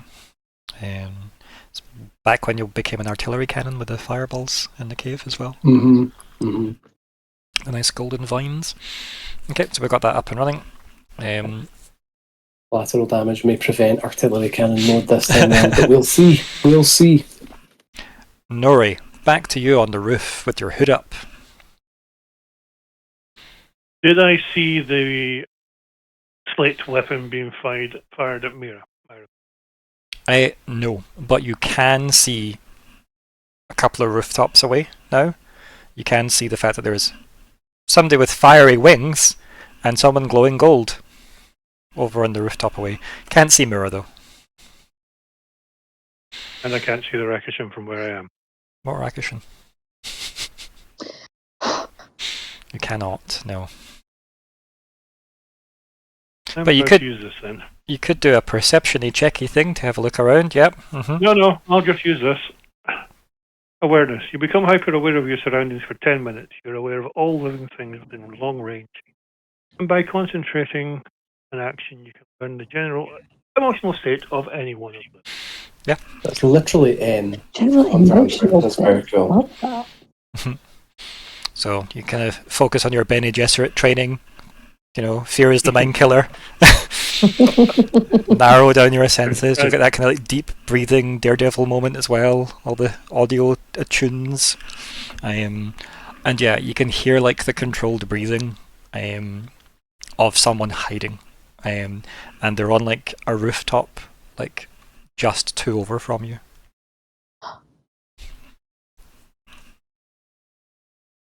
Okay, this is going to be expensive. And then you hear a second set of breathing from another rooftop at a right angle to over the other way. That one's much closer to the others. Mm-hmm. First of all, I'm good. Get into it. Oh, no. Have to. Right. Okay. Oh, sorry, I pressed that button again, but I hate That's that for alright. myself.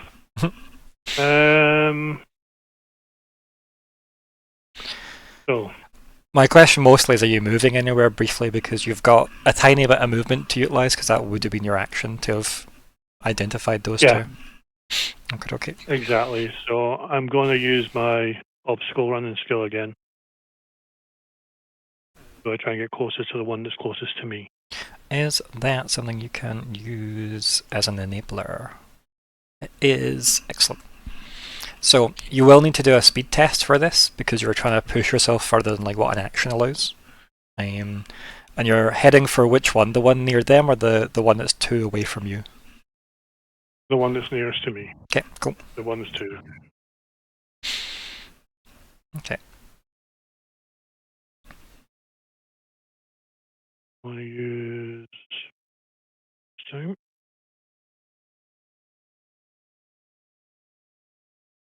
Hey! So yeah, you run across, like, it's effectively like kind of like a piece of wood that's coming out as if it's been built through the sandstone. So you like run across that and leap between the two parts, like the kind of opposing piece of wood. Someone strung a canvas on there, but you wouldn't want to run across the canvas because it would definitely not support your weight. Half-Elven as you may be. So you lightfoot your way across that, hopping the gap nimbly to obviously close the gap. So that's you one roof closer to that person. It'll take, it would take like a whole action to close the distance completely, or a roll like this and an action, if that makes sense. Because moving a lot while doing stuff is expensive in this system, as we know. Okay, so Myr'ra, Hello. what's the plan? I think I would also like to do some kind of perception check to try and figure out where. Because I think Myr'ra is aware if we can't see who's firing stuff at us, we are unable to do things without there being possibilities of casualties we don't want. So I think Myr'ra will like stay almost in a crouched position, try and breathe down the crow anger, and try and perceive where that attack came from. That's an intellect check. Yep. Okay. Don't do that. I will just do them.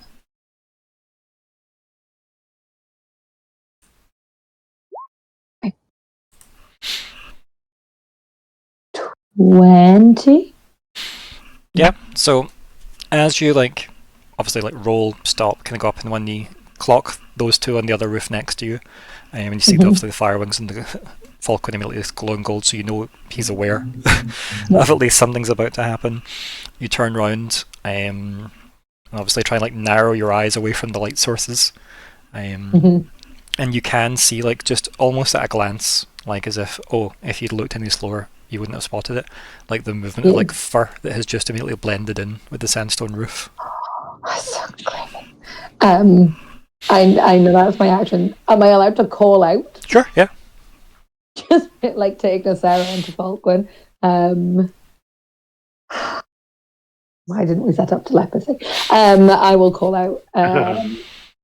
They're on wherever they are. Yeah. Some kind of. So there's quite a gap between. There's a big gap between you and the roof that they're on, but it is basically one big jump away. Okay. I will indicate. There's a double street type level of, they're on that other building, and they've obviously just went. Yeah. Yes, I will indicate that. And then almost trying to prepare myself to push off towards that roof on my next go around. No worries, yep. Ignysera. Okay, so, also, can I just highlight as well that because you've rolled the same, I don't mind when yous go, so long as one of yous go and then the other, so just remind me if yous want to swap. Want to chop and change. Okay. Cool. So if Myr'ra has pointed out where she saw one of them, I suppose I would quickly ask Falkwin, where should I let you down? Should we just go there to the action? And you're yes, no. Where do you want to be? Yeah, if you can get me close enough. Yes. So that's fine. I'll let you down next. We'll range. go as we'll go as short as possible then. So is it within So you want to kind of land on that roof around. that she indicated, Yeah. obviously? Yeah. Yeah, I'd say if you just use your action, you could do that with no rolls. Yeah, get both of you there. And then if you wanted to do something else while there, it would be a roll to get used there, and your action, obviously. What roll would it would be a might or speed, I suppose, wouldn't it? It'd be a speed roll for that one, yeah. Speed. Oh. They're not great, are they? No. Yeah. I'll just get there. I'll just get there. Cool. It's the one thing to get used to with this system is that movement's really pricey. Because it's you only get your action. It's not action plus movement unless you build into the explorer tree a lot. It really makes monk characters kind of insane because of their mobility. Yeah.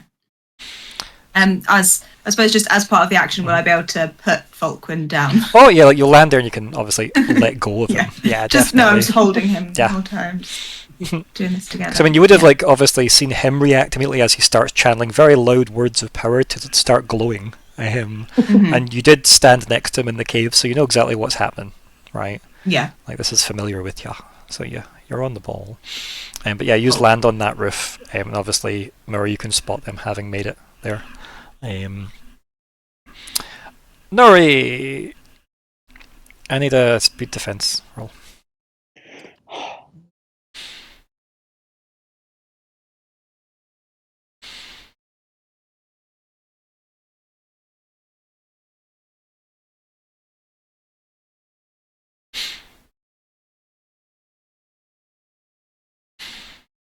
What's that, 20? Yeah. Nice. As soon as you like land on the roof, you can see that the the shadow that fills the night has leapt while you were midair to meet you on the roof. So it's bridged the gap, and as soon as your feet touch the ground, it's went to leg sweep you. But you've managed to describe, please, how you have not been leg swept by this very swift feline. So as he comes down and goes down, I'm just basically going to somersault over him and land behind him. So yeah, like you literally like leap out the way, like you pretty much just barely touch the ground before you like hop as his leg sweep goes and he goes under and you go over. And you both do that, Black Widow pose facing each other. I've been waiting for that move.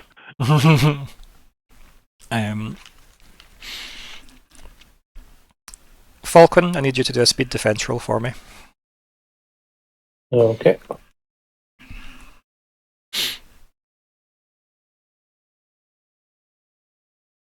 Could be worse. Okay, yep. Again, as soon as you like land and get put down, there is another like flying blade that comes straight towards you, hits in to your chest somewhere, and it does 5 damage and 1 poison damage, which ignores armor. Easy. So 6 total. Well, I don't have armor anyway, so Oh, I have 4 might points left, by the way. Oh God. It gets worse. So Oh, good. each round, now that you've been hit by this, you're going to take 2 points of speed damage, unless you can succeed on a might defense roll. Okay. Mm-hmm. But we'll start that on your next turn. Okay. Wonderful. And the order will be take damage, roll might. To see if you end up. Okay. So we'll just track that. So, and Josh is completely lost. oh, and Josh. Falkwin. So I take 2 speed damage, did you say? 2 speed damage, Right. and then you may as well roll your might test now, because it doesn't really matter where it comes at this point, as long as it's after the damage. I really, really can't afford any might edge right now. That's unfortunate. Oh! We knew they were coming. Oh, So- yeah. So, Woohoo! here's your choice, right? Lose your your buff to purge the poison by burning it out of your veins. Just immediately. And then obviously you've no longer got your buff, and you know you can't have Half-Elven cast Minor Wish again for a while. Because you know that's part of casting Wish. Twice. So you have to do that. Or it's going to be 3 points of speed damage per turn as the poison seeps in due to the adrenaline. You can still roll next turn to try and defend against it, obviously. But this is the intrusion. Yeah. Would I rather be short of it now but lose my buff, or gamble? What would Elven do? I am gonna say I lose my buff. Okay, yeah. So you can immediately just But like, do burn you out want to describe session. how you burn that from you? Yeah, like the gold vines kind of take on a kind of like crimson hue, and they kind of flicker, and they sort of like retreat down, and then just kind of some blackened ash just kind of drips off me, which is the poison that's been burned out. Yeah, just like completely like purge it through your pores. Yeah, Yeah. shakes off the ash. Very cool though. Nori? Back to me already. Wow. So, Okay. no, wait, Did no, I I'm get going to take an action there? Yep, I'm going to go back. Yep, Falkwin on the go. Yeah. Skipping myself ahead. Okay. Yeah. Okay. Can I see the fucker? I mean, yeah, like barely. They're very difficult to see, but like they're because of they've just obviously moved to throw that. You can know obviously where they were. But the way they seem to be designed is like their fur seems to be like almost imperceptible to the colors of the sandstone. Are they within short range? Yeah, you're on the same roof as them. Okay.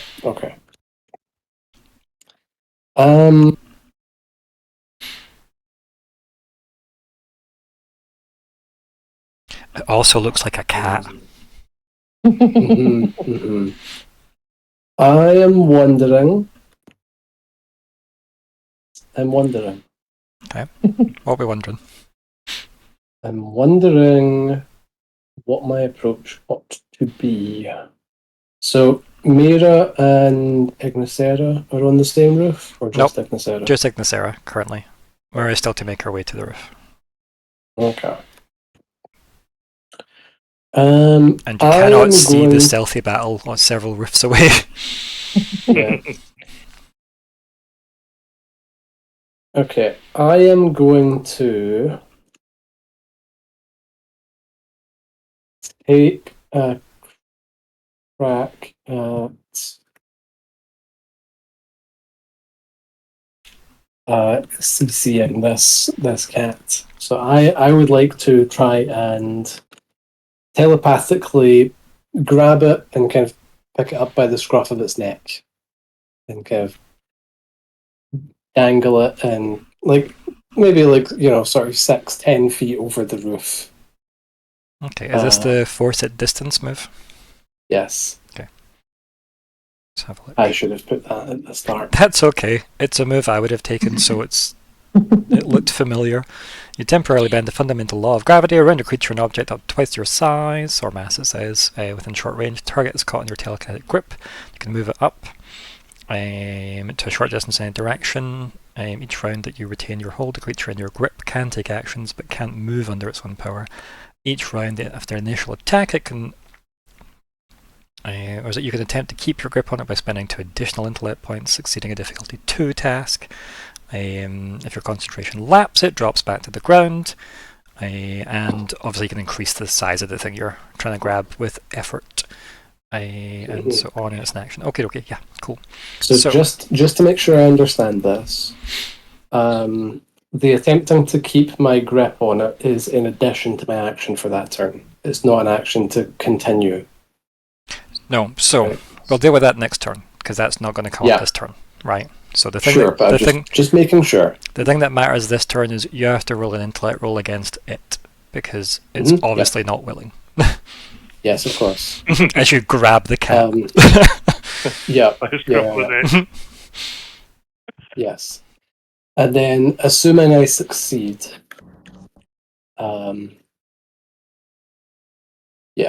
right. You can move it up to short range. Okay, so I can dangle it, kind of like sort of just within short range above us, make it a nice easy target. Okay, so I intellect roll against that. Yeah. I get 1 effort for free on this. Is that cost 0? Because it's been modded Yeah. as cost 0. This intellect Um, move. that doesn't sound right. So let me double check. I do see now that I've written it down as cost 0. Mm-hmm. So let's see. Where's my book? I can't remember what the cost of Foresight Distance was, but I doubt it was 0, is my only thing. That would be a little bit. It'd be Yeah. great. I'd love it. I wonder if I thought to myself, okay, well, it's less than my edge, therefore it's 0. No, you should always put it in. But then forgot that affects the edge calculation. Correct. It's why you shouldn't say things are free. It's just discounted by your edge. Okay, force at distance. Yeah, 4+. Okay. Yeah. Still not so terrible, it is though. Free, Yeah. but it spends all my edge. Yep. Okay. So yeah, I'm still gonna put 1 effort into this, but it just means I have to actually spend points for that. Imagine having to spend points in your pool. Imagine a combat that challenges you. Yeah. Can't just incinerate the bugs on a roof in seconds. Yeah. And this is the same action, right? So I can spend effort on affecting bigger things up front when I use force at distance. Yeah, so the way it works is right. This task is you grabbing it to move it into the air effectively, right? Mm-hmm. And your effort would count within that same task as well. And it would have to be divided between things like making the target bigger that you want to grab and overcoming the target's resistance at the same time. Right. So, but you don't have to worry about size because this thing's the same size as you. So. Yeah. Well, I'm doing well. So what did we get total? Was that 6? 3. 6. Yeah. Yeah. Are you re-rolling? It's a 2. Only costs the sweet, sweet low price of 1 XP. I only have 2 XP. I mean, it doesn't say it has to come from your XP. Anybody can buy a reroll for 1 XP. However, it's up to you. You don't have to reroll it. You can just accept what happens. I will just accept that this is a fat cat. So, you reach out with your psychic energy to kind of grab it, and then you go to yank it up, and this thing just digs its claws in to the sandstone, and it doesn't budge.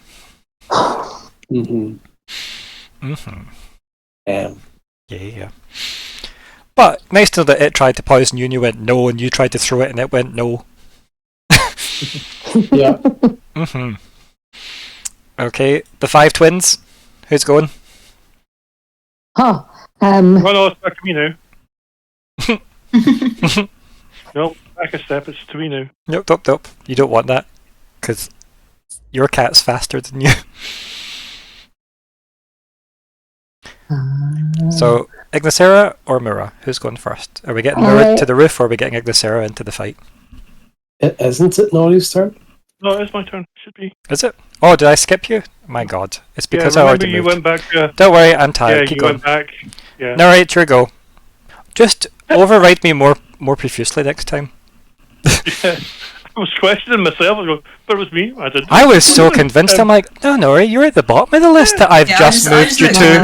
I was like, no, you're at the bottom. Yeah, you're just there at the bottom. I think I went. Because I maybe went. Nori's on its own initiative, and we're on it. No. Let's move the camera over to Nori, and then their Black Widow poses. Yeah. Dear God, sorry, Nori, that's on me. Too busy looking up force and distance in a bloody PDF document. Could you look up something for me as well? Because I think I've made the same mistake here. Okay, what is it? What we're looking for? Into the wreck. Okay. Obviously, this is not active at the present time. This is only going to happen if I hit. Let me have a look for you. That's cool. I don't know whether it's just that I take a -1 penalty in my attack roll, and that's the cost, whether there's a real cost on it. Wreck. Where do you live?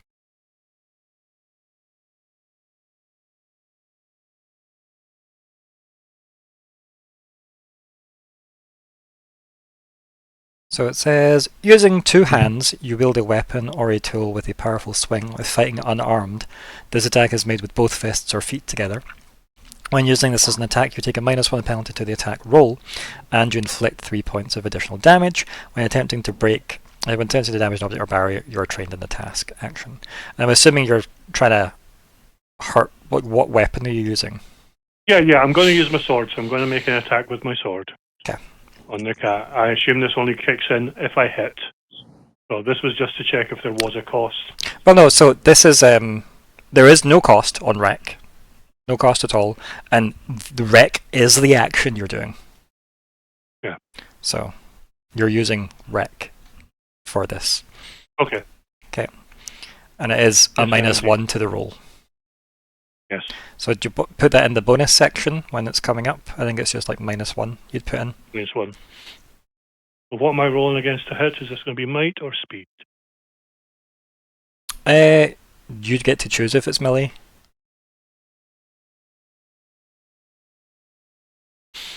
So is it a hit, like a strong? I mean, I feel like this is probably going to be might, based on the way it's worded, rather than speed. But it doesn't say you need to pick. Yeah. So you can definitely pick might or speed, because it doesn't say you have to. But thematically, it feels better if it's might. But I know you don't like that using answer. my sword. No, it makes no difference. I've got the same edge in both, just in case. But my pull is a lot less than might, so I'm going to roll against might then. Effort to roll. I'll put 1. Asset 0. Cost -1. Is that right? Yes. Cost? No. No. Bonus is -1. Cost is 0. That didn't work out right.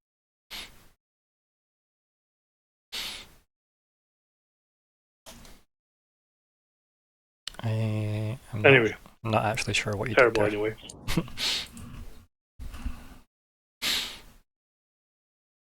Did I rolled against my sword or against might? No, so you're using wreck. That is what you're using. That's the special move, right? Because that is the action. And it's obviously using a weapon, or you're like with two hands, or you're using obviously an unarmed. So it should be based on your mechanics for using the weapon of choice, and then that should be factoring with a -1 to the roll itself, if that makes sense. So what would you have rolled for your sword? No. Is your sword coded as an attack? Yes. And then in the bonus, when it pops up, that should have a -1 that you type in.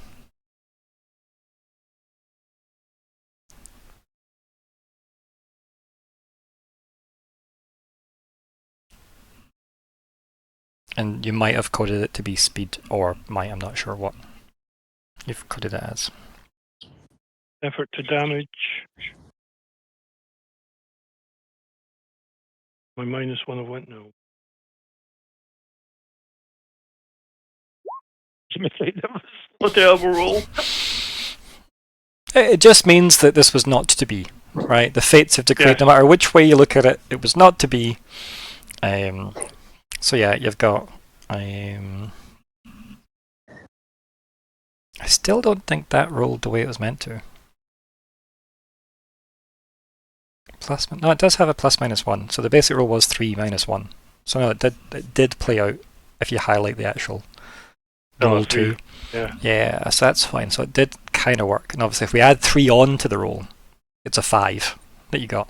Yeah. Just 1. So obviously, if you spent your effort, because you've put effort there, to reduce the difficulty and to buy damage, by the looks of it, is it not? No, you've not bought damage. No, I never put any to my Okay. damage. No. That's fine. Cool. So yeah, I'm only losing 1 might. as you I guess, mid-air, hop over this thing, pull your sword out, and basically go, berserker mode on the thing to smack your sword into this. It just pivots and uses the heel of its foot to kind of block your wrists, and obviously kicks off of you, and rolls and pivots itself ready for its next attack.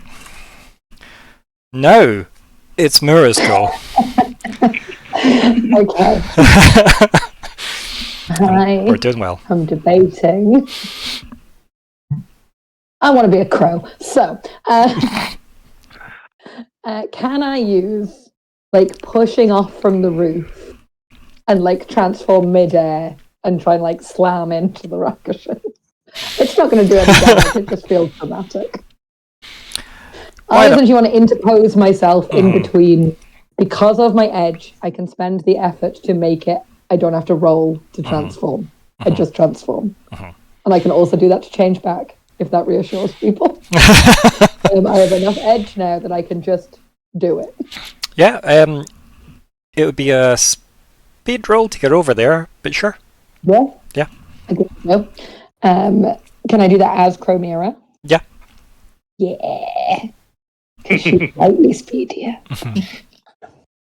And she's got an edge in speed as well. Okay. So, I don't have any bonuses. I'm going to use... I don't know the difficulty. So I'll just rate through this. Use an effort to roll. Don't have any efforts. Doesn't cost me any. Okay. Where was that when I needed it? It just looks really cool as I transform midair. Yeah. Slam into Maybe that's what it is. Maybe I wasn't dramatic enough. I was just going to attack. So yeah, as you like leap off, you run to the edge, obviously the building you're on. Like maybe like take a couple of steps back, jump off, hit your transformation to obviously like soar over to the other roof, and obviously land just in front of this unsuspecting raccoon. Now there's a giant bird in front of it. Yay. So, Did you play? You made that so you can attack. Because you made the roll to get there. Oh, sure. I will slash the raccoon with my claws. Yeah. Okay, I think I have coded them in. Roll. This is now might. Okay. Da da da da da. I don't have a bonus. I don't know that. I will use an effort to roll. Yep. I don't have an asset. I will. No, I'm not going to use an effort to damage. I want to see if any damage gets through before. I can't see what that rolled. Okay, so you rolled. But I don't think it rolled well. So. Well, you rolled a 16 plus 6, right? Okay. To land the hit. So, what are we on there? Like 22? And are your claws for your beast form like considered a light weapon? I think so. My damage just says 2. That's fine. Yeah, so they're considered a light weapon. Yep, cool. Yeah. So I just would have assumed with the greater form they maybe got a buff. So. No, I get more like points and things. Okay. I didn't say anything about it. I'll have a look though. Yeah, definitely. So yeah, as you like go to kind of claw in, like this thing is obviously slightly startled at the fact that a giant murder crow has appeared, landing in front of it. It's went to like move back. You've landed your claws into it, and you can feel the resistance of it kind of scraping against like armor. But like you definitely feel like you've done some damage. Okay. I just wanted to be in between it and my friends as well. Yeah. Like. I mean, you're definitely in between. Yeah. Yeah. Big crow. Now, before I do this, we are definitely moving on to Ignysera's turn, right? Like, that's definitely what's happening. Yeah. Yep, cool. We are in agreement. Yep, yes. Excellent. Okay. Cool. So I kind of... are we killing or capturing? As the murderer crow descends. What are we doing? I guess That's not Laura's decision anymore. She's going all in. Okay. So I'm just like, well, maybe maybe Nori could capture the other one. And Does happen. am I able to get within immediate distance? Yeah, if you move around Myr'ra, You could. yeah. Don't stand next to me. Yeah. Okay. Flank. Please don't hurt me, crap. Cool. And yeah, I'm just gonna try and whack him with my great sword. Yeah, So, cool. Yeah. Just gonna do a big smack. No I also feel- bonus. These guys hit first. We're completely, morally. Yeah, they attacked you, Chad. so it's fine. This is a black and white decision. No grey areas. Effort to damage. Oh my god, no, just I know. too So many many places. Wow. Mm-hmm. Okay. So yes, that does what? stuff. So we're adding 6. So is that 24? That you rolled? Yes. So 24. Because you got an 18 as well, it's plus 2 damage on top of that. Nice. Your sword by default does 7, right? Because it's like the sword does 6 Yeah, and you do I extra have- damage because of one of your moves. I have but it does 5 base, and then it's 1 from combat prowess and 1 from capable warrior. Okay, cool. And then is it 5 base? Are you sure? I think Is it's meant it? to be Oh, that's 6. well. Did I maybe not add the one of the Because extra it's points? 2, 4, and 6 in terms of damage Oh, then scaling. if it's 6, then yeah, Yeah. it'd be 8 then, because I just haven't. That's added okay. it to my I just thing. so doing math. I'm so familiar to Yeah, great swords I was because of like- Riven. That's why as well. Big sword ladies. So yeah, so it's 8 damage base 8 then. plus 2. Because if you've got 2 moves that give you that, and then it's plus 2 from the special roll. And do you have Shroud on? I do, but Is it them attacking you? That inflicts if they try to touch me or if they strike me Okay, with a cool. melee attack. Perfect. So yeah, they don't get anything from me. So what was the total there? 10? 10? Okay, cool. Let me just math that.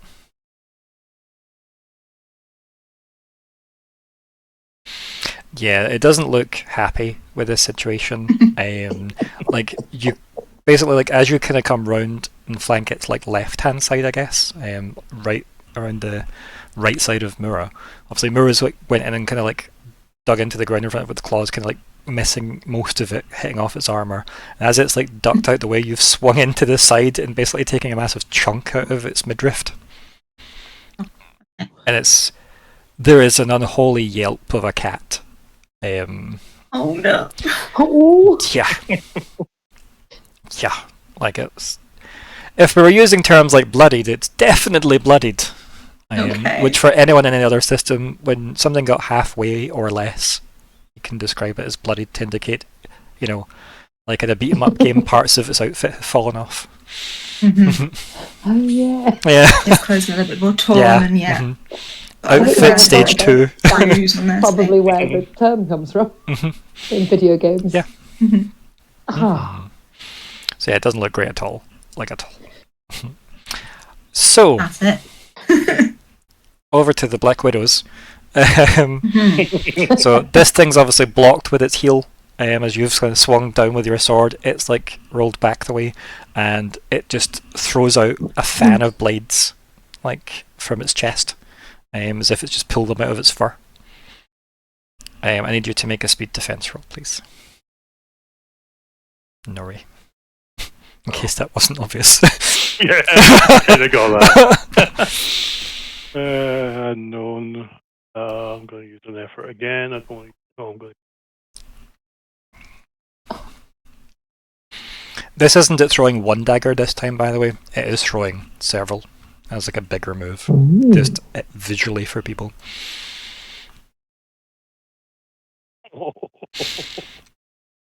What was our total? 11. Okay, cool. So, you take 10 damage. And obviously if your armor mitigates it, let me know.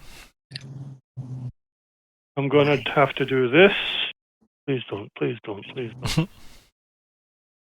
Oh, you son of a...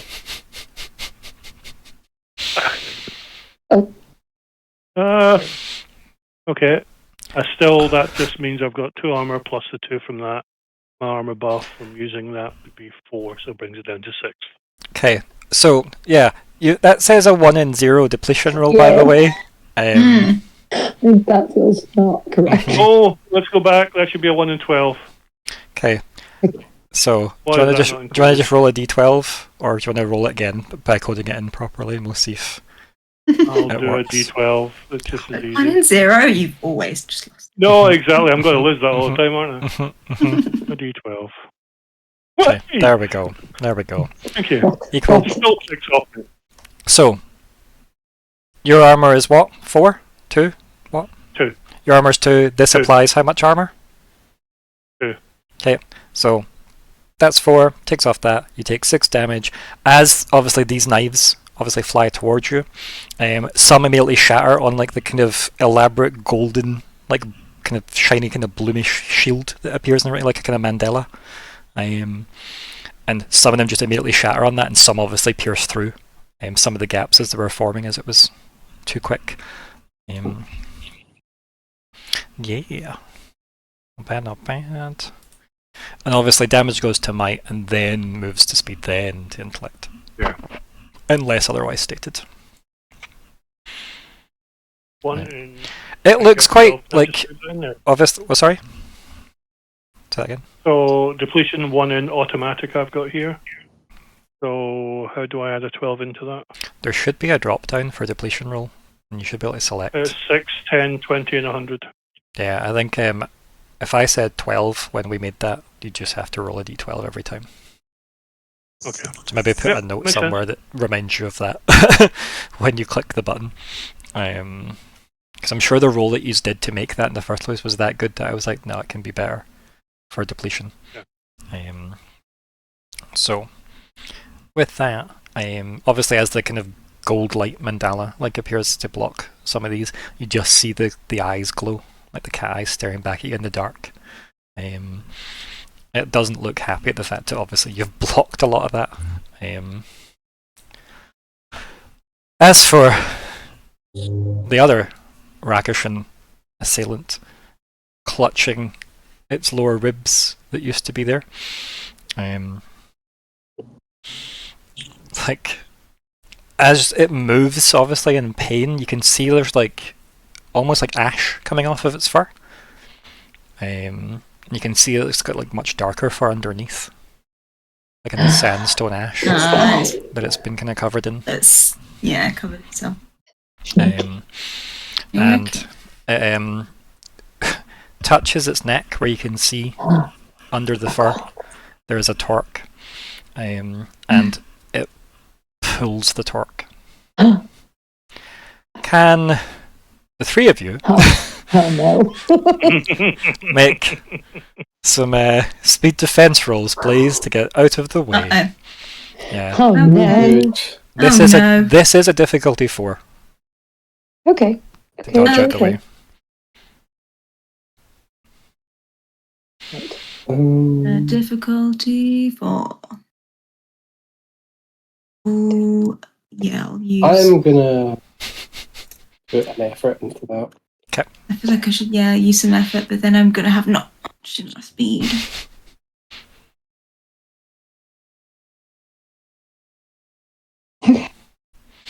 It's a good thing I did.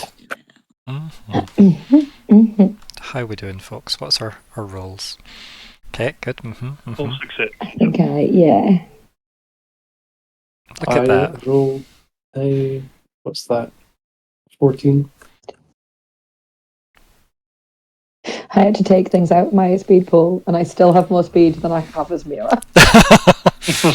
So, as this Rakishan like snaps the torque, it kind of obviously gives you that look as if like, you know, who's got the last laugh now? And then the thing just blows up. And like a ring of like golden light that just almost like a torque in itself just rings out. That's so cool. You all managed to make your dodging rolls, so you only take 5 damage. That doesn't care about armor. doesn't care about armor. So Is it broad. any Well- kind of fire damage? Yes, it is fire damage, so any armor you have for fire, you can mitigate. And I think you just I don't think care so. about this, Ignysera. Almost. I'm just checking. I think I have different bits Mhm. of fire armor that. So Yep. double check. I'll let you work that out. I have +2 to armor against fire. So you can mitigate 2 of that damage. Okay, cool. Yep. I think Ignysera I don't- possibly I ignores assume- most of I it. think it's 2. I think it's. Does your shroud not give you fire armor as well? Um. I was right the first time. It. I'm pretty sure it does because I've got like a +2 with shroud, but also in the shroud text though. Mhm. Oh yeah, no, that's right. It says flames from another source can still hurt you, but you get +2 armor from them. Against other damage. Force field that adds nothing. Reaction wings of fire adds nothing. Fire bloom adds nothing. Because it says in your equipment.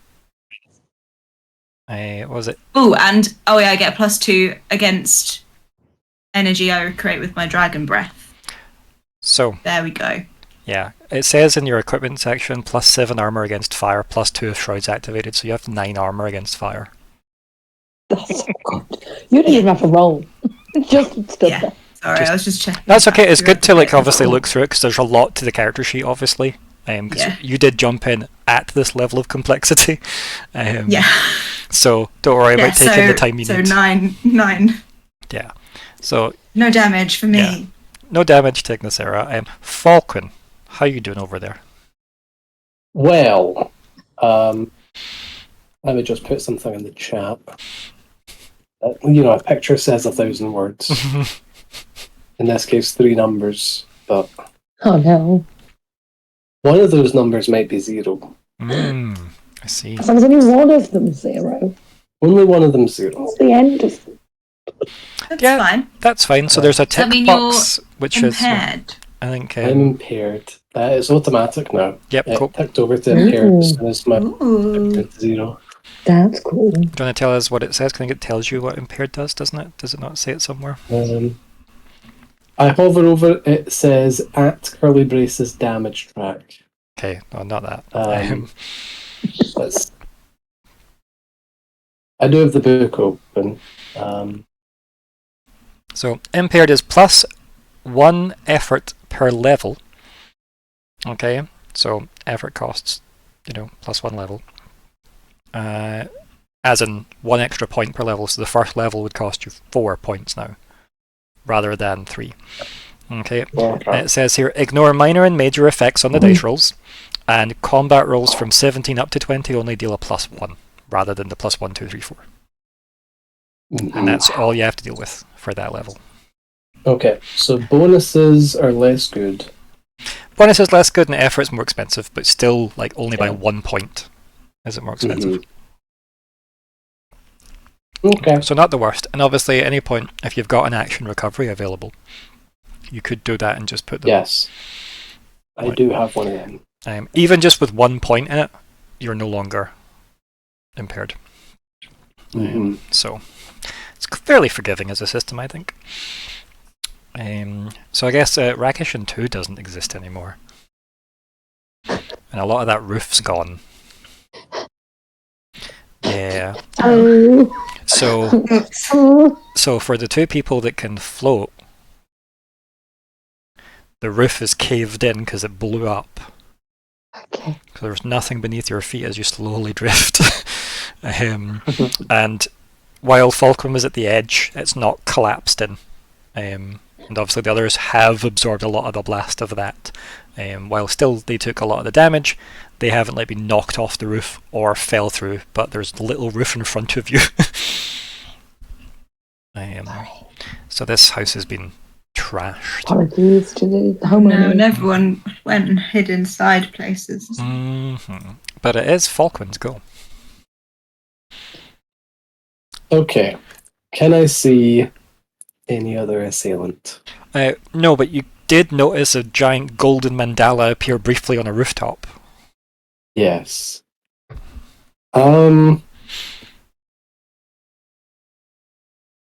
I'm probably in pain, and I'm probably a bit pissed. Would that be enough to make me forget decorum and go artillery mode and use Fire Bloom in that direction? In that direction or at a named target. Please be specific. Well, it's an AoE skill, so I do choose where it's going to happen, and then it creates a sort of like diameter 6 meters sphere. it's of fireball. fire. It's fireball Yeah. for this system, and Nori, you're what he's seen. Go for it.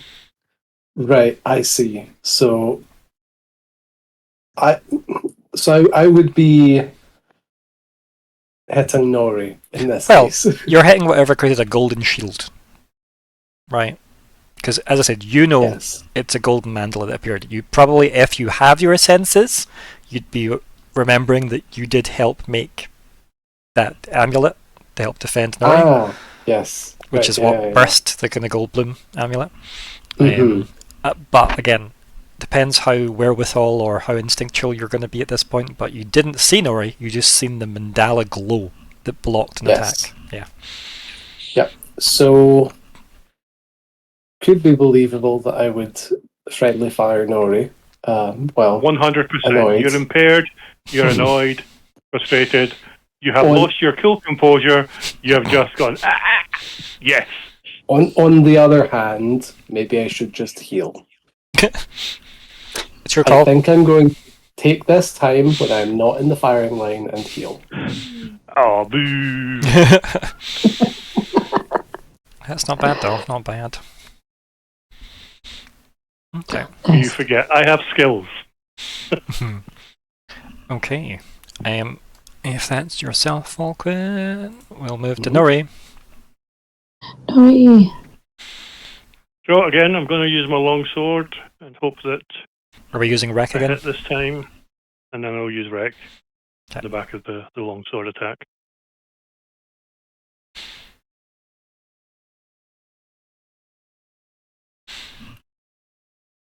No bonus. No. I'm going to use one effort.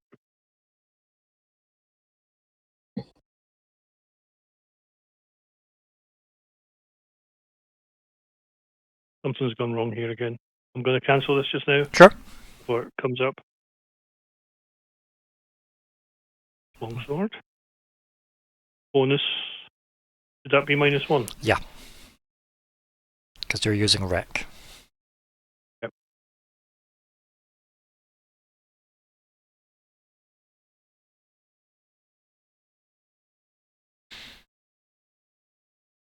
Effort to damage. What does that come off of? Whatever I want to. The stat you're using. So it's obviously might or speed, and you have to obviously decide that. So it'd be off your might. I'm not meant to hit this guy at all. I mean, Nori, get your bow back. I know. Because what's happening? Yeah, exactly. Exactly. Where's my bow? You're like, why did Riven and Ignysera make this look easy? Hell, why did Jack make this look easy? Bloody long swords. Yeah. I mean, it kind of fits, right? Because it doesn't feel like aesthetically you, does it? Like the No. visuals of I'd you. probably be better putting my dagger on. Yeah. I'd probably hit with my dagger rather than the long sword. So that's a roll of well, it's just bad, isn't it? It's just a bad roll. Yeah. I mean, it's a -1. You didn't roll a 1 though, which is good. So here we are. But yeah, I think you just like swing down and this cat like rolls just, dodge rolls to the side. And again, similar to what like the others seen, this like ash just seems to like kind of filter off them like talcum powder almost, out of their fur. And you can see that they're like, fading into the night sky better than they are against the sandstone roofs. Myr'ra or Ignysera, which one? You have kind of like landed on a collapsed roof as it's caved in. Okay. I'm probably going to, because there's now not an enemy within sight, transform back into Myr'ra. Mm-hmm. Which again, because of my edge, it just happens. Yep. Cool. And I probably take a deep breath, like, oh, okay, first time I've tried doing it like that. And then I'm probably going to use my action. Can we see sort of, is Nori still glowing? So is your transformation in action? It's an enabler. That's fine. So Yeah. no. Yep. I think it just happens. Just happens. Yep. Yeah, which is really cool. Yeah, it's great. I'm able to be a crow more often now that it's this easy. Yeah. Yeah. If I can see Nori, I'm going. Would Nori count as within short range? No, Nori is within long range. Okay. Yeah. Okay. I'm gonna move. I'm gonna kick off. Yep. And try and head towards Nori's. Okay. Do you want to give me a speed test and we'll see how you get? Yeah. How well you do. And I crow out again. Well, if you do well at this, you could make it to the roof. You just wouldn't be able to do anything when you get there. Okay. I can't use any effort because, I can, but Yep. I have very little speed. Okay. Yeah. So you make it. You're closing the distance, but if you do that again, you'll be able to close the distance that way, right? Like you're just like halfway there, basically. I think a lot of it's you climbing out over the collapsed roof and then leaping in his direction, or at least the direction you think he is, at least, as well. And Ignysera? Do I still have my wings up? Sure. Yeah. Oh, cool. Does Falkwin want uppies again? Probably yes. Yeah. Okay, so I'll pick up Falkwin and try and reach the building as well. So again, a So might do a and might speeds, and yeah. Yep.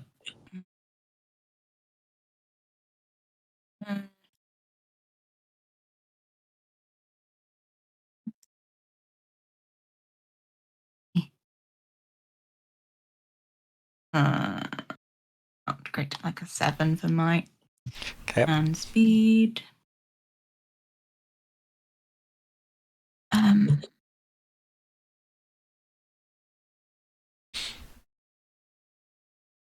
8. Okay. So not so good.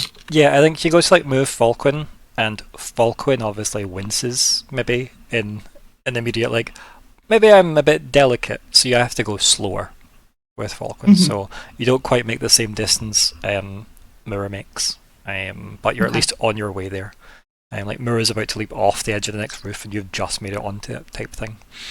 But you're working your way towards Nori. Nori. I'm going to share something here. Okay. I don't know whether I use it. Yeah, that's after fine. I've Yeah. been hit, before I've been hit. Okay. So it's an action, so you do it on your turn. It's as if you're taking a turn to prepare to foil danger. Okay? If you read down, though, it says you can also try to foil a foe's mundane attack. Yep. But you... I roll against him. So the attack is made this round.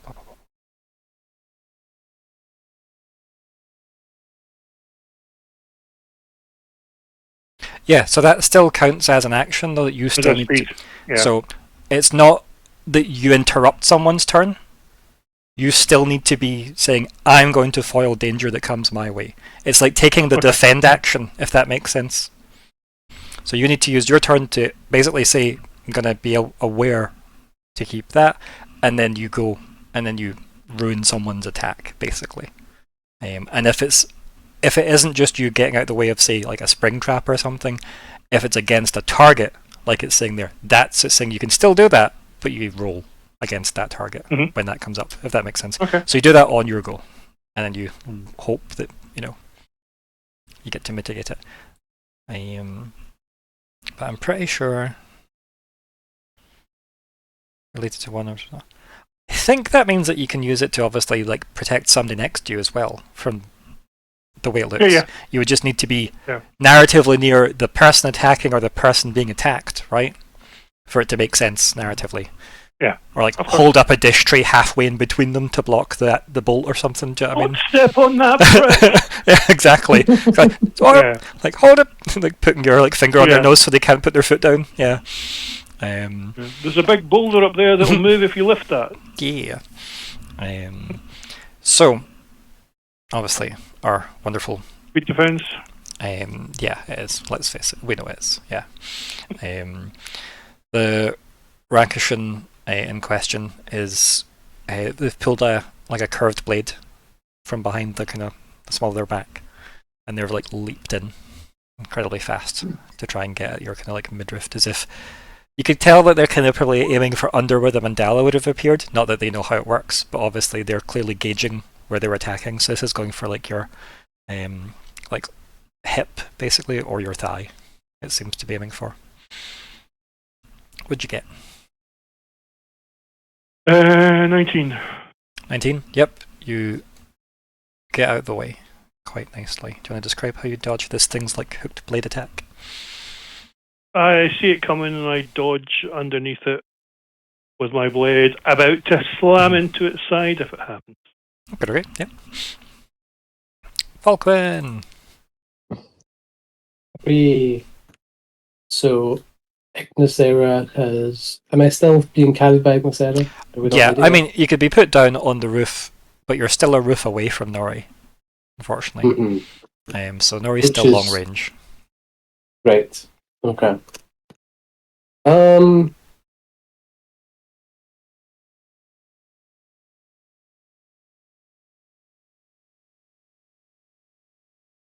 is nothing stopping you running and leaping and hoping to bridge the gap between roofs, though. But that would be your action. Yeah, no. It's like, hi, I'm here. Ow, my ankles. And we've just seen what the torque does, so no, I'm not getting that close.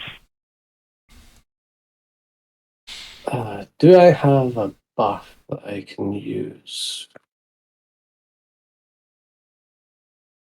If it comes from Wish, no. If it comes from your speaker stuff, then yes. Is Ignysera the only one within short range who can understand me? No, you've got Myr'ra. But Myr'ra's about to leave short range. Technically, you're going to go back into short range, hopefully, though, next turn. So Ignysera makes the jump over with you. Has Myr'ra left crow form? Yeah. Yes. Yes. Okay, so much less problematic now. So unlikely to be making might-based attack rolls. Ignysera, on the other hand, could you use an asset on your might-based attack rolls for the next minute? Sure. I think effectively what he's asking is, are you already getting 2 asset bonuses from other sources? No, they're not. My additions aren't assets. You should be good to get that bonus, Yeah, so that's fine. Okay. Yes. Then Ignysera, rip and tear. Oh, fun.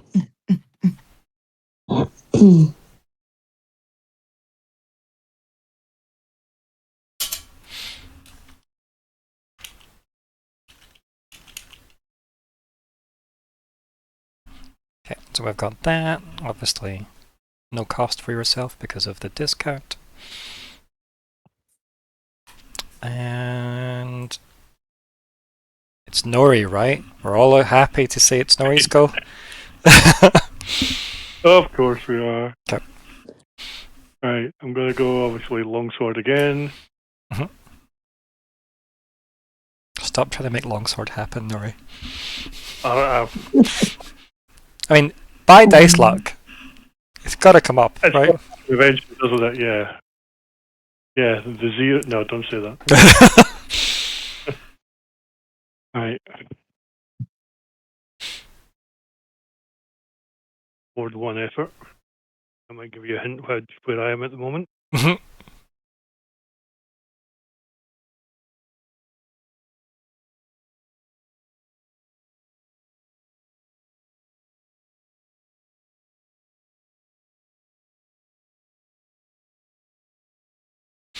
16.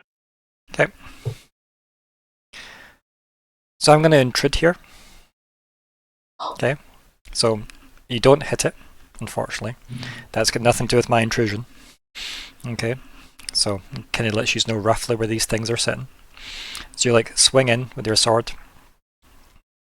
Again, it manages to like maneuver this thing, like effectively does almost like a kind of like somersault or like handstand to like pivot, and with like the back of its heel, it kicks the sword out of your hand. So you get a nice piece of XP.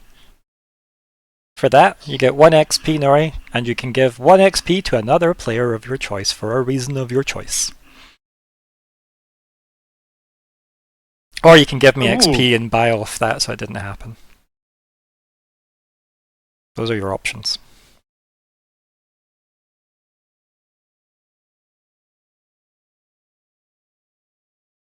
I think at the present time I'd rather have the sword in my hand, even though I know the other guys. No, do you know what? They're close enough. We're coming. So for not hitting me with a fireball, I'm going to give it to Falkwin. So Falkwin, are you aware of what just happened? No. Okay. Try and stay focused if possible. Sorry. So Nori has given you a point of XP. Ah, thank you. Because you didn't fireball him. Ah! Because Nori's just been disarmed by the cat through a GM intrusion. Ah. So he got XP and you got an XP as the rules. So there you go. There you go. Make sure you have marked those appropriately. So, who's up next? Myr'ra or Ignysera? Who's going next? I feel at least initially both of us are making speed rolls to try and get to the roof. Yeah. Yeah. That's fine by me. Myr'ra, do you want to go first then? Okay. I'll get you hopefully on the roof. Oh, sorry, that was me, sorry. Bye, folks! You just land there and Nori just rolls off the roof. Bye! I didn't mean to click that. I was looking for something else. I'm just going to give it a go. Obviously, for the sake of high drama, the sword is skited to the edge of the roof and is precariously balanced. My goodness. 11? Okay.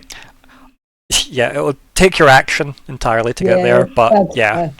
And it's one of those land on the edge of the thing and like bit of the sandstone comes over. Yep. Yeah. Okay, but I'm on the roof. Yep. Ignysera? Okay. Yeah, I'm going to try and do the same to try and get over there. I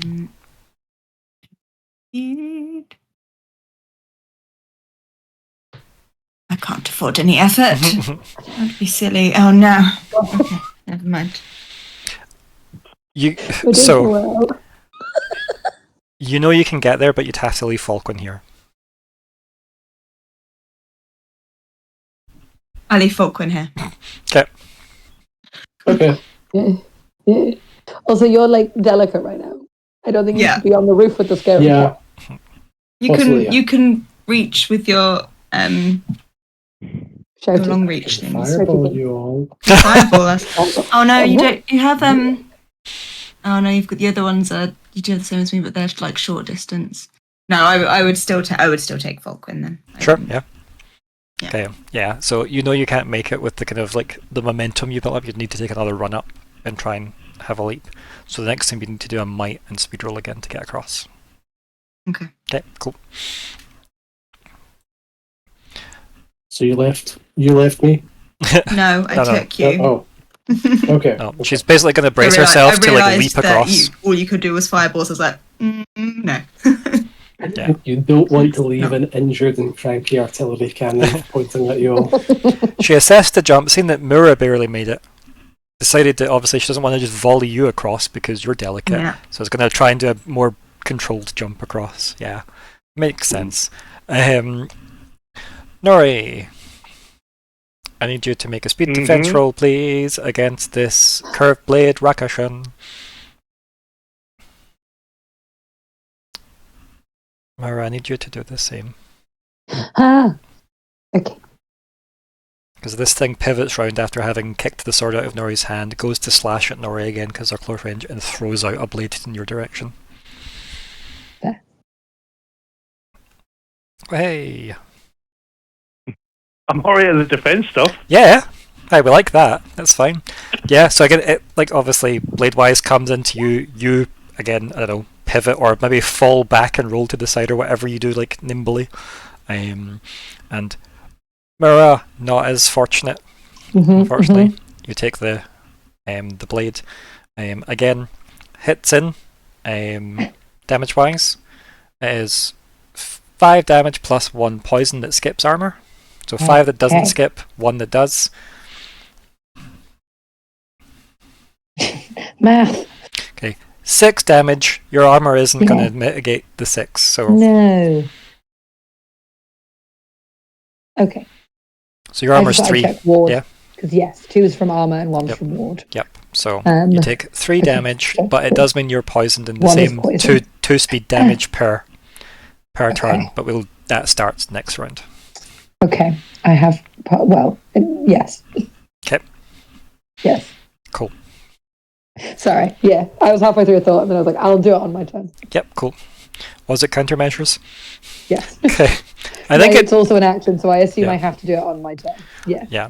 What does it say? You may as well post it in chat. May as well have the moment now, because it's worth reading in case it does call out. Because I feel like it does call out. You can do it in response to things. It says yes.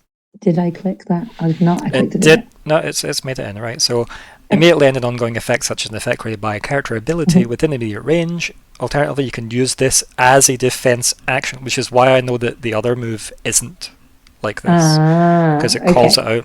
So you can use this as a defense action to cancel any incoming attack ability targeting you.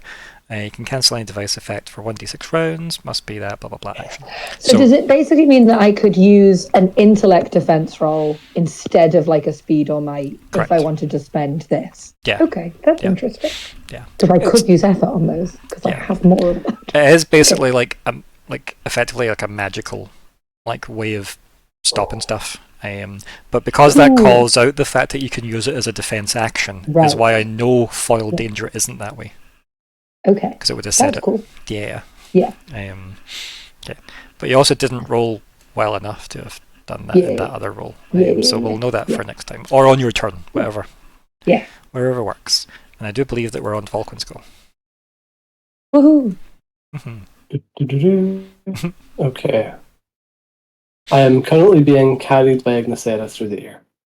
No, you're currently in Ignysera's arms. Ignysera is about to take a run up with you. Okay. Like near the edge of the roof, I guess. You could provide assistance somehow by sitting comfortably, I guess. Because I would let you make the task easier for him, Ignysera, if you spend your turn making it easier. Or you could just be there being carried and volley stuff over with magic. Whatever works for you. Oh, it's all very hard. We're not within short range of anyone else yet, right? No. But you will be as soon as you land on the next roof. Assuming Ignysera doesn't drop you mid-flight to make it herself. Hopefully you'll land on some cabbages. I think indeed the only useful thing I can do here is somehow help out Ignysera with this task. Yeah, you don't even have to roll for that. I'm happy for you just to comply with being manoeuvred. Yep. Just focus on not getting in her way. Yeah, exactly. Be the best passenger princess you can be. That works for me. Nori, you're up. As long as everyone agrees. Right, that joke's over. Objection! Right. I'm going to share this again. Okay. Not something you have shared it in the past. I get a free recovery roll, don't I? By action. Or does that cost me an action by using it? Put it in, and we'll work it out. Because I still want to attack. Okay, if you pop it in chat, we can at least have a look at it. So, the way it works is, it's still going to be an action, right? But what it does is it makes the 10-minute one also only an action. So in combat you could recover twice, unlike everybody else who only gets to recover once. But each one of them is an action. So that's what it does. It's very good, but it would cost your action. Not at the present time. Okay then. Obviously, the Mr. Cat can see through my. Mr. Cat, that's his name. That name again is Mr. Cat. So I'm going to make sure he sees my fangs coming out, and although he thinks I'm unarmed, I'm going to switch to my daggers. KT, Okay. what? I wish. Okay, so again, I'm going to try and use Wreck again, but this time through my daggers. Okay, yeah. Like proper, like two-handed, like. Yep. Yeah. Okie dokie. By 2 effort again. I've wasted a lot of effort on this. Hey, it's a combat, right? Anyway. We don't do them often. Exactly. Figured I would reward you for having made it to Dinosaur Island. Cancelled that again because I forgot my -1. I'm gonna have to sleep. Doing that. Then go and fire tigers.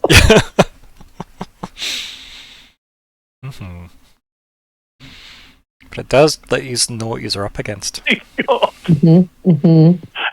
It's the sword! The sword's getting bent! I like the idea of Nori just being like, the dagger was actually bounced off of the sword to hit the cat, so the sword does fly off the roof. Right, what have we got? We got a 16 plus 9? What's it? 9. Yeah, plus 9. Yeah, that's a lot. I'm wondering if that's coding in, like that's definitely coded as a light weapon, isn't it? In your Yeah, it's only 2. no, that's okay. So long as it's coded as a light weapon, because light weapons inbuilt should be easing task automatically for you, because that's just the benefit of using a light weapon. Oh. So that should be factored in automatically. Actually, no, it's got an M beside it, so that's a medium. It shouldn't. M's for might. And for me, right, okay. Right. Because if you edit that, it should be MSI that you see. Or like might, speed, intellect. I might speed intellect, yeah. Yeah, cool. But light weapons only do 2 damage, but ease the task automatically to attack, which is nice. Basically a free level of effort, effectively. Mediums do nothing special. One for wreck just got cancelled out. No, that -1 still applies because that's only a -1 to the dice roll. Okay. Whereas effort counts as 3 to a dice roll, positive or negative. So, but regardless, you rolled a lot. What was that? 23? Something like that? I think. I don't know. It was above the number you needed. So yeah, you land the hit with your dagger. Your wrist dagger as you flick it out. And you land a hit on the cat. But again, lengthwise, as you're like leaning in and dragging the blade into them with your like wreck. Wreck does it 2 extra damage? What was wreck? 3 damage. 3 additional 3 extra damage. Cool. So you still feel the resistance of the armor, but you know you've like made purchase. And what was the total damage you did if you ignore 5? 5. Cool. Perfect.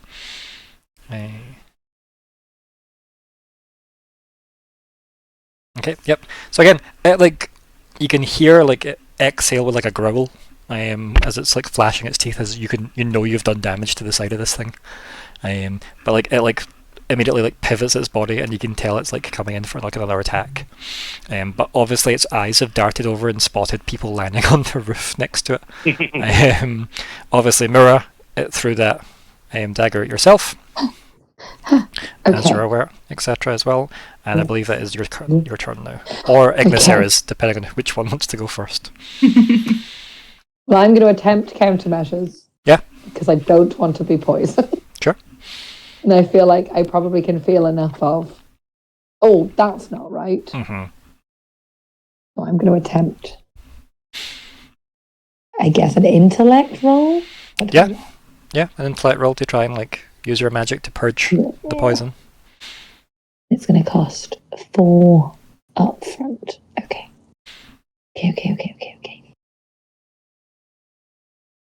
I have not programmed it into roll though, so I will do that for next time. Yeah, no worries. Well, I sort of know the difficulty. Is the difficulty 6? Hey, you can put what you think. No, I'm just gonna leave it then.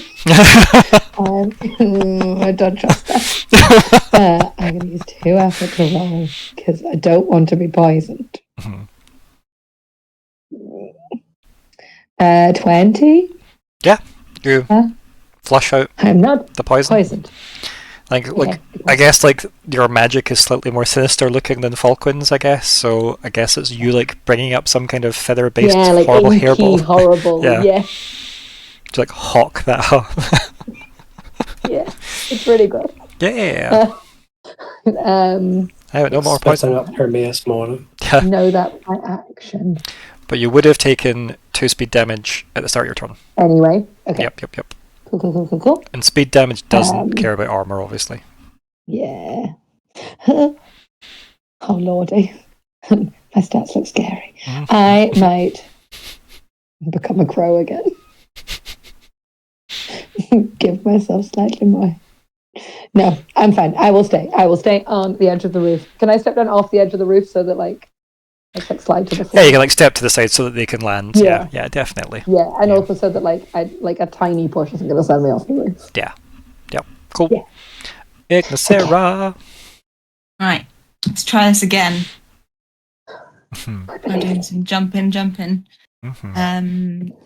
Okay, so I might end a speed again. Yep, and this task is you get an asset from Falkwin from this Amazing. for the might Jeez. and speed portions. You're getting it on each. Both.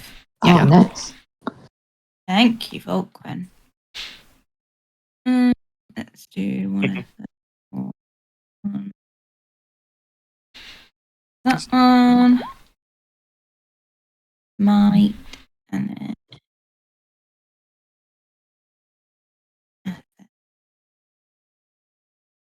God, you really could just throw Falkwin across and catch him before you land, couldn't you? Really, depending how quick. Like, dear gods. Oh man. Remember, Well, you never spent anything on your speed roll, did you? So you don't get anything back on your 20. But you do get a major effect, though. Exciting. So, if you like, you can definitely, as you land, the major effect could be you hindering the Rakishin's next turn because of how startled you have made it. Mm-hmm. Yeah. Yeah, that sounds great. So, effectively, what that means is the next person to do something against it gets a +3. It's because I'm so intimidated. Yeah. Nice. With my wings. That, or here's the other thing: Mhm. if you drop Falkwin Mhm. as you're about to land, so Falkwin has to make his choice, a might or a speed roll, to land. You can't land on your brain. I'm sorry, Falkwin. But you make a difficulty 3, one of those, right, Falkwin, to not take damage from the fall, and I'll let you do an attack as you land on the Rakishin. Oh. Ignysera hits hard. I want to... Be really cool. No, but I don't think Ignysera would. No. Poor fragile, damaged Falkland. Yeah, he's already been through a lot, and he's like been battered around. Maybe if he was at full. And he went on a weird vision quest. Yeah. He did go on a weird vision quest. He's been through it today, so Yeah. being Him dropped. and Alubin no, might have a can't put him over child. the It's edge. hard to say. Yeah, Alubin's like abandoned him at the moment. So. It's just rattling some poison in her. Yeah. Mhm. So yeah, I'll keep Cool, hold of cool, yep. Falkland. Sounds good. Okay, the Rakishin now has multiple targets to pick from, which is, great. I don't think there's one in particular that they would go for more than the others, so I think I would like a d6 roll from Nori, and the numbers are as follows. 1, 2, and 3 is Sean, Kalli, Hannah, and all the rest are Nori. Seems fair. I'm the one that's done him damage. Yep. Yeah. Hannah. Yeah. Again. The murder crow. I don't So- want to be number 3 anymore. So, that means there's a dagger throw coming your way. Okay? Okay. But they're also still using their clawed blade on you, Nori, regardless. Yeah. It was about where their secondary focus was going. So, speed defense rolls from you both, please. Okay. Can I try and use countermeasures? Sure. Does this work against this? Sure, yeah. Just because then I can... It's because the thing it's doing with these blades is a special ability that it works. Nice. If But it was works. just throwing, just a normal attack. if it was just throwing a knife at you, the countermeasure doesn't kick in. Yeah. But you'd know that, like, for the trigger, as it were. Okay, so Nori, what'd you get? What was your total? 15? Yeah. 15 I got and it. 6. Yeah. Use both get hit. Yeah. So again, you know that it's 6 damage total. I am for you, Myr'ra. I am obviously Nori for you. Yeah. It is just 5 damage for you, Nori. No, I've done it again. Sorry, that's Okay, your roll your d12. It's fine. D12. It's still good D12. to put the artifact in, so we know what the d12's for. Yeah. Am I poisoned again? You are. Okay. Yeah. Shit. Yeah. Yeah, Myr'ra looks sad. Oh, that's 1 damage. Yes, exactly. And not poisoned.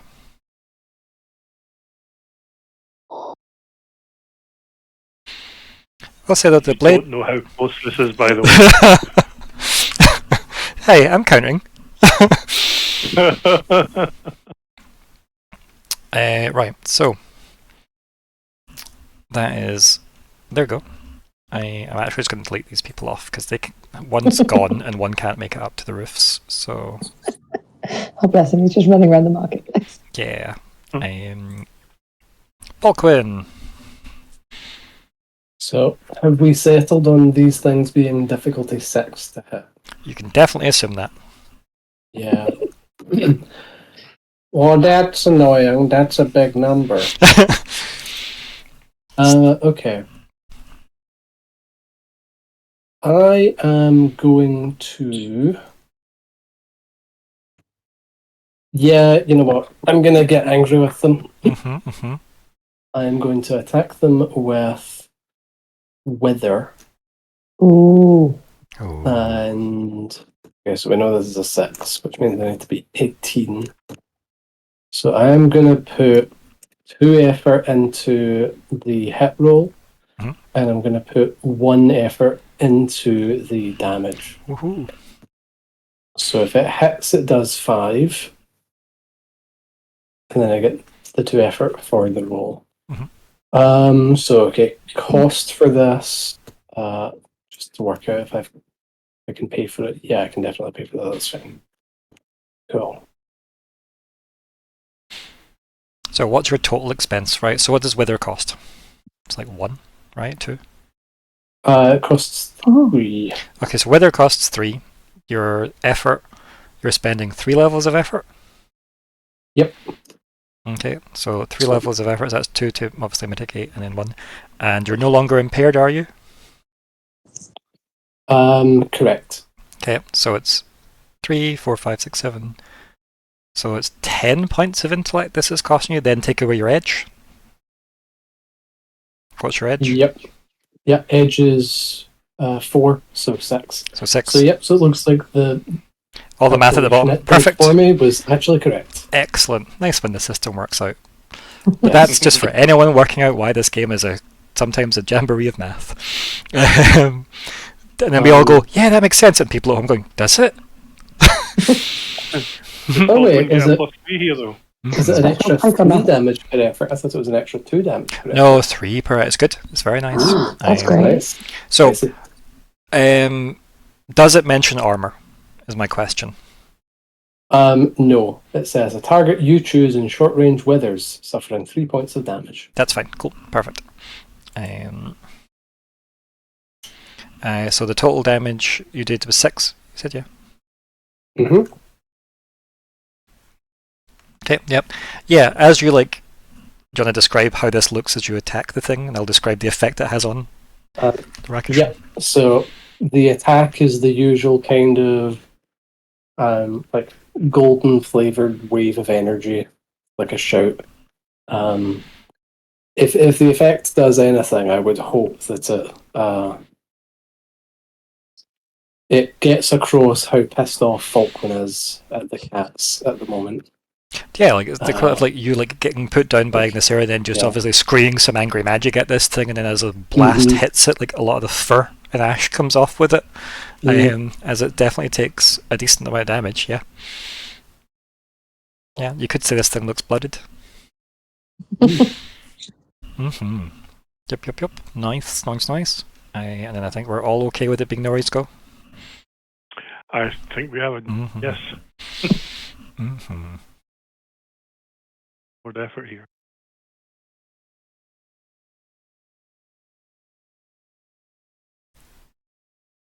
Use your trusty dagger. We know how we love that dagger. Dagger, we do. I am going to use Wreck again. Okay. So, Why not? If it's free. yes.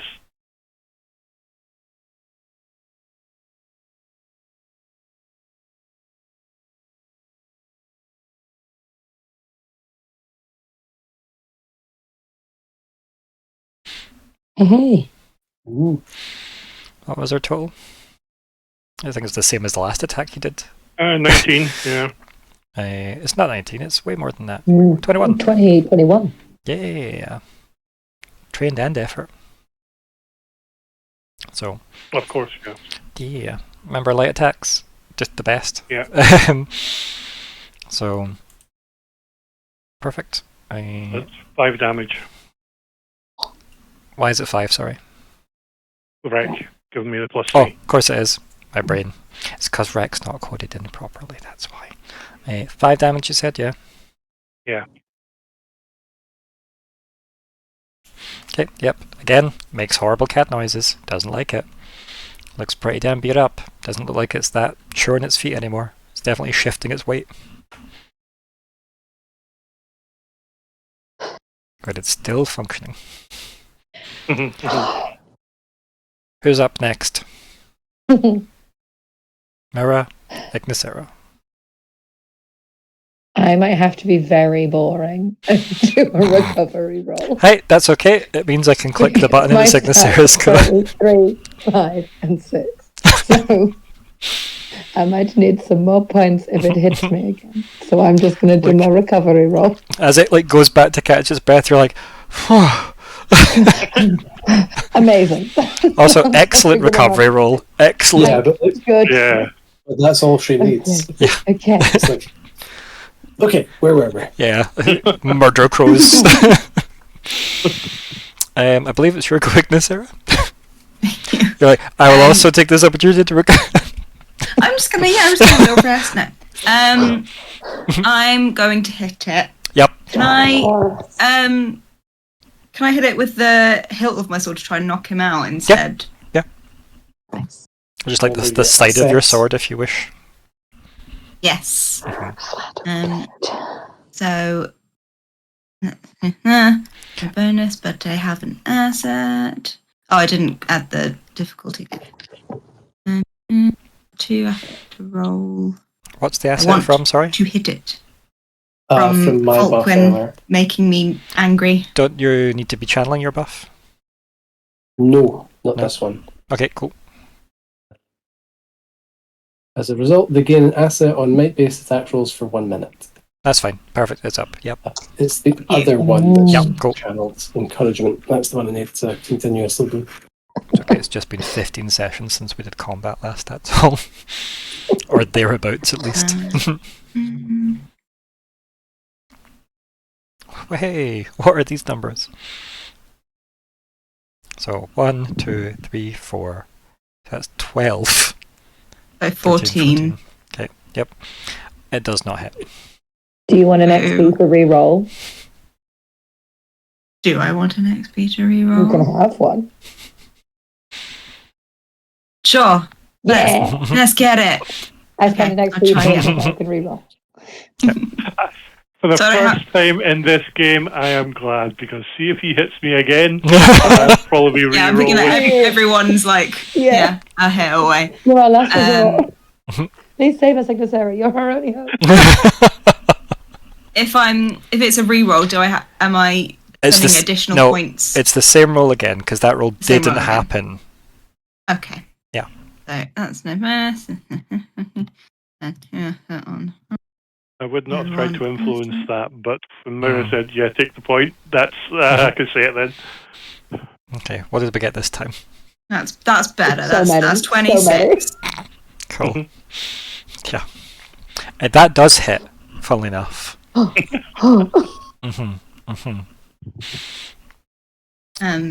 Cool. And so yeah, the damage. I don't have any extra from anything else now. No, so it's just the 8. How would you like to do this? So, because I wanna knock them out.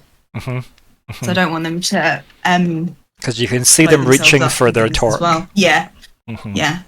So I was like, let's knock them out first, and we can decide what to do. But yeah, it's basically just kind of not drops Falkwin, but puts him down gently, Yeah. and then raises her sword, and as she kind of goes to swing it, she twists it so she can hit with the side, and then smacks them kind of. Smack them in the head. Yeah, I suppose something inside of the head just to try and get him out. And Yeah, and like as you like smack the side of his head, like it hits into like the kind of like stone, like almost hatchway they would have used to get into the property from the roof.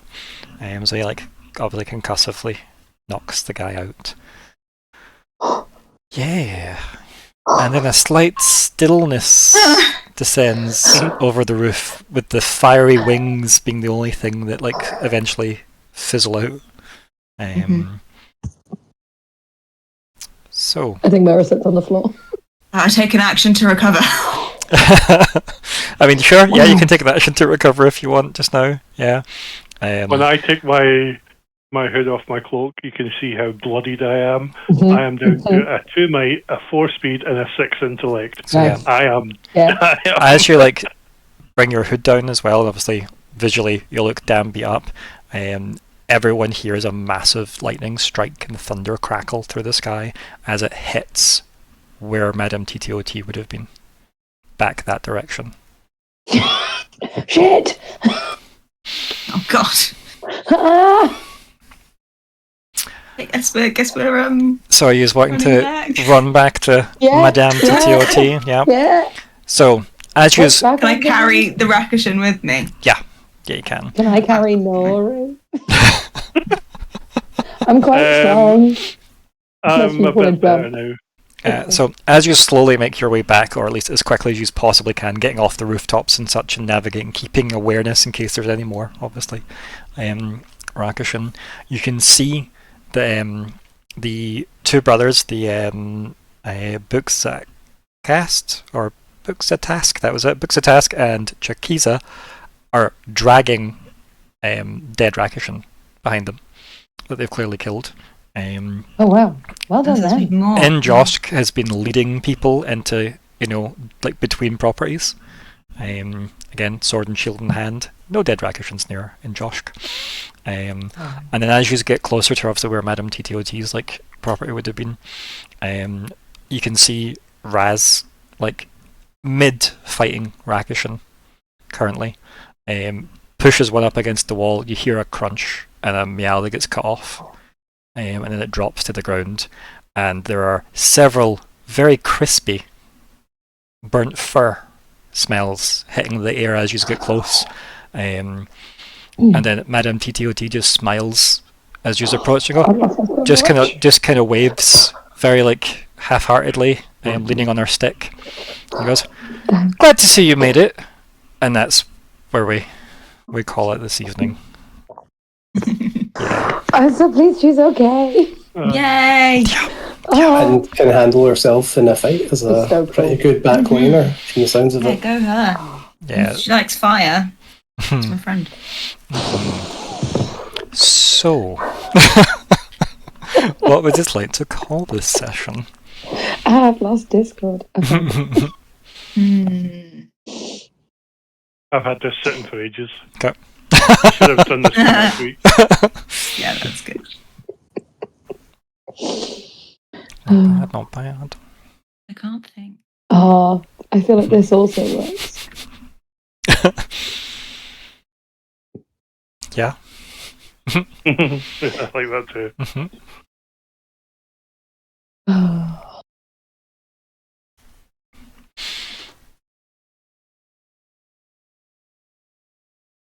So we've had some strange vision quest stuff at the start. We had some, cat reconnaissance. We had some cat fights. We had some various rooftop leapings. We had some poison blades. We had some magical buffs from Falkwin. We had several people purging poisons. So, am I still poisoned? I spend whatever I need to not be poisoned. Sure. I'm going to put Purge the Poison as a suggestion as well, because it's a very good Marina song. Very good. Very, very good song.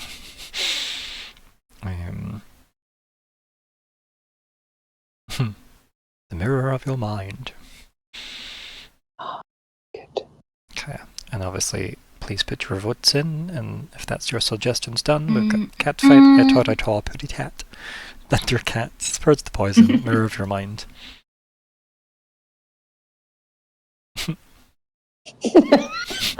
Everyone went to find the cat in it. Yeah.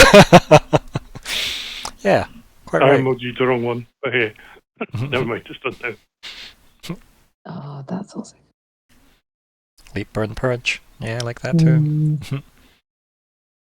You can unreact to it, don't worry, Chris. I wouldn't be offended if you took your vote back from mine.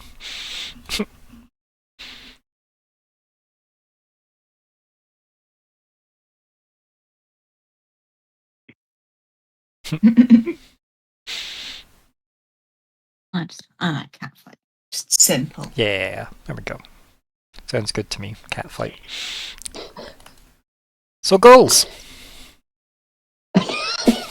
Oh, we did so many. Did of nothing. them. Anything.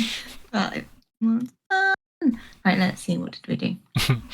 Was one of our goals not to bring peace to... Never mind. Oh, investigating the Rakashan. Yeah. Technically, we are on Dino Island, and we did We're sort on of Dino do it, Island. however, we and- finished. No, we haven't finished it though. No. I mean, we took one captive, right?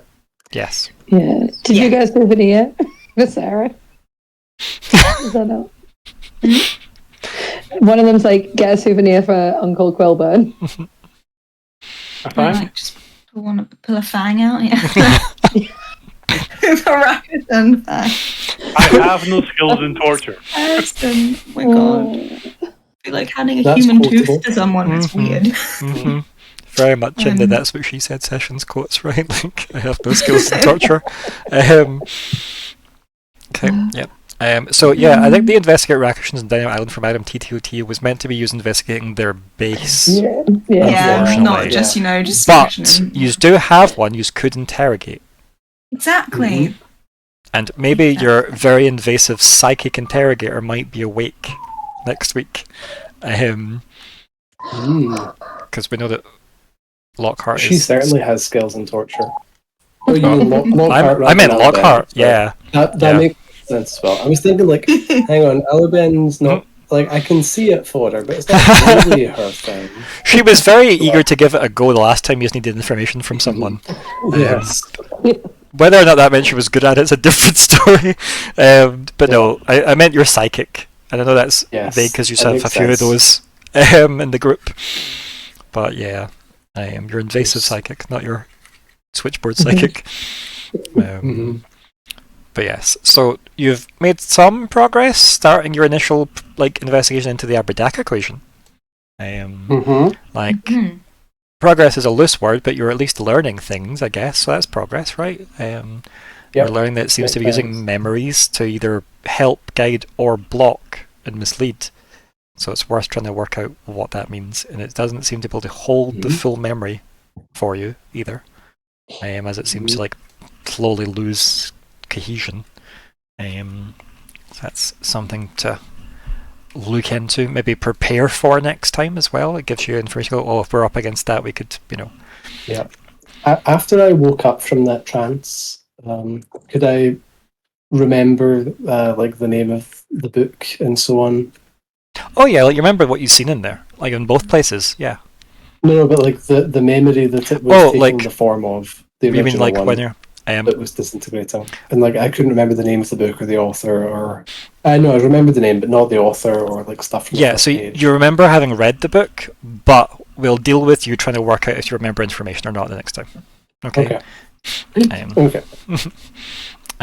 As you've seen, why I definitely put a pin in your roll last week or last session that we had. There was too much to squeeze in that I didn't want to rush through. Whereas I'm like, no, let's keep that rolling, shall we? When we're not torturing a cat. Yes. But yes, I don't think there's any goals that are complete. Are we adding any? Nah. Torture a cat. I don't know. I don't know. I don't know if we should write down those words. To investigate. Yeah. How about maybe gain something actionable from cat? Is that something you maybe want to put in? Because so long as it's something you can then use to make the rest of the goals easier, it could be worth some XP. Can I put down as like a pre-goal for the Adept proof of concept? Just sort of figure out this Iron Root child in my head. Sure. Yeah. The equation Yeah, like link between the Eldon. Terrifying dark void. Who are you, void child? So scary. Small children in any Creepy children. No. always creepy. It's also like the come play with us. Yeah. Yep. Yeah, exactly. So I think unless I'm just getting anything else to discuss about goals, that's goals concluded. Have an XP from the combat, everybody. Hey. So I'll pop that in there. +1 XP from session 21 for all. Alexander never misses a beat usually anyway when it comes to that. I think Falkwin might have burnt the most on his character because he very rarely ever rerolls because he always just takes a bad roll if it happens. Yeah. Yeah. That was Lockhart, not Falkwin, I guess. So if I said Falkwin, I meant Lockhart. Yeah, I was going to say I've definitely burned some XP on some things. I try and avoid. In my brain, the words are just fused over each other, and I don't know why. But I think it's because you're both speakers. I've got a heavy haze over my brain right now. I'm gonna get food and have one of those beers and vegetate. I think for an hour or two before bed. Well, before you do that, why don't you hit us up with the wrap-up chat? Yeah. Things happened. Falkwin's brain is probably more fucked than mine is right now, which is funny. Yeah, like I like the idea that maybe, like, you know, he can talk internally with Alubin. Maybe he can now also talk internally with the Iron Root Child manifestation personification of the Abradak equation? Question mark. Just a party in my We'll head. see. Yeah. Yeah. It's gonna be like how many folk are in there? But no, that was fun. I was self-conscious during that a little bit that it was monopolizing things a bit, but at the same time it was fun to kind of play with. And then I don't know where I went after that. I just kind of hit a brick wall and found focus difficult. But we combated, and then we fried a cat. That's good. Yeah, did. Successful combat. Nobody went down. Yeah. It got close. It was close. Yes, you're correct. Yes. Anything else? Thank you, Ignysera, for making up for Falkwin's lack of mobility. Well, it feels rude of having like fun. a big buff character with fire wings, and like you can just like definitely leave carry. it behind. See you later. Like the flyers off the go. You're like running through the streets. Don't worry, you'd have found stuff to do on the streets as well. Do you know what I mean? Like, you know, climbing the fire escapes to get to roofs and stuff. Ignysera's a terrifying character now that I think about it. She's like as much of a turret mage as Falkwin, but also almost as good in a melee fight as Revan, and also flies. Yeah. To tell you something, Revan could briefly fly as well. I love that. Is she that good at Incredible. jumping? It was one of Revan's ciphers was like, I think it's like 5 hours or 8 hours of flying. Oh yeah. Big bat wings Yeah. that she could summon Yeah. once. Yeah, but We discussed that in one of the many. None of us use our ciphers. Let's talk about what we've got. Exactly. and Revan No, could I see in the don't have dark as well with another cipher. So it was a case of can see in the dark, is a murder machine, is impossible to kill, and can fly. Yeah. And then you've got the equivalent of Ignysera, which is a flying artillery cannon. Yeah. So good. It's basically almost immune to fire damage. Yeah. It's pretty good. Pretty good. Yeah. If that is yourself, though, Falkwin, Myr'ra. Oh my goodness. So much. I also think it makes total sense that I feel like the dice wanted to tell the story of this has been a really long day. We started this day on a boat.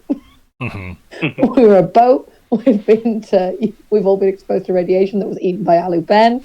We went to a lake, and then we came to Dino Island. You nearly drowned in the lake, remember? Yeah, nearly drowned. So none of us were starting from full. So that was really fun to have to really resource manage. I'm really glad I got to be a crow briefly. Love being a crow. Very excited that it is now sort of more within Myr'ra's control. Yeah. And I think she'll have a lot of fun kind of trying to practice that. There might be quite a lot of crow, not a crow, crow, not a crow. As she sort of tries to gain a bit more control over it. Maybe as part of now having visited Grandma and been to Sin. And I think as well, knowing that you're working on resolving your family disharmony must be bringing you some kind of inner peace, and that's maybe getting reflected through your they both shied away from this, or at least your mum did, but your granddad didn't necessarily. So yeah, finding yourself within it. It's good. It's fun. I love Madame TTOT as established. Lordy, you can really understand how the Rakashans have an empire. I'm sure these are trained elite, but still, scary, not as scary. Creepy black void, creepy child, terrifying. But yes, lots of fun. There's somebody that works with children. Terrifying. Children are terrifying. Anyone who tells you different doesn't know children. Yes. Excited for more. Yes, and you have a Rakashan to interrogate. It's so good. Right. So sorry, I'm just going to interrupt once more. That's good. I can hear cats having a fight outside right now. It's Foley. Perfect. Ignysera. Oh yeah, so fun. It was good at being able to do some combat. Ignysera doesn't have much in the way of kind of utility or kind of outside bits, so it's nice for her to stretch her wings, I suppose. Do a bit of whacking. But I just really liked the imagery of just carrying Falkwin, hopping between these buildings, just carrying. It's good.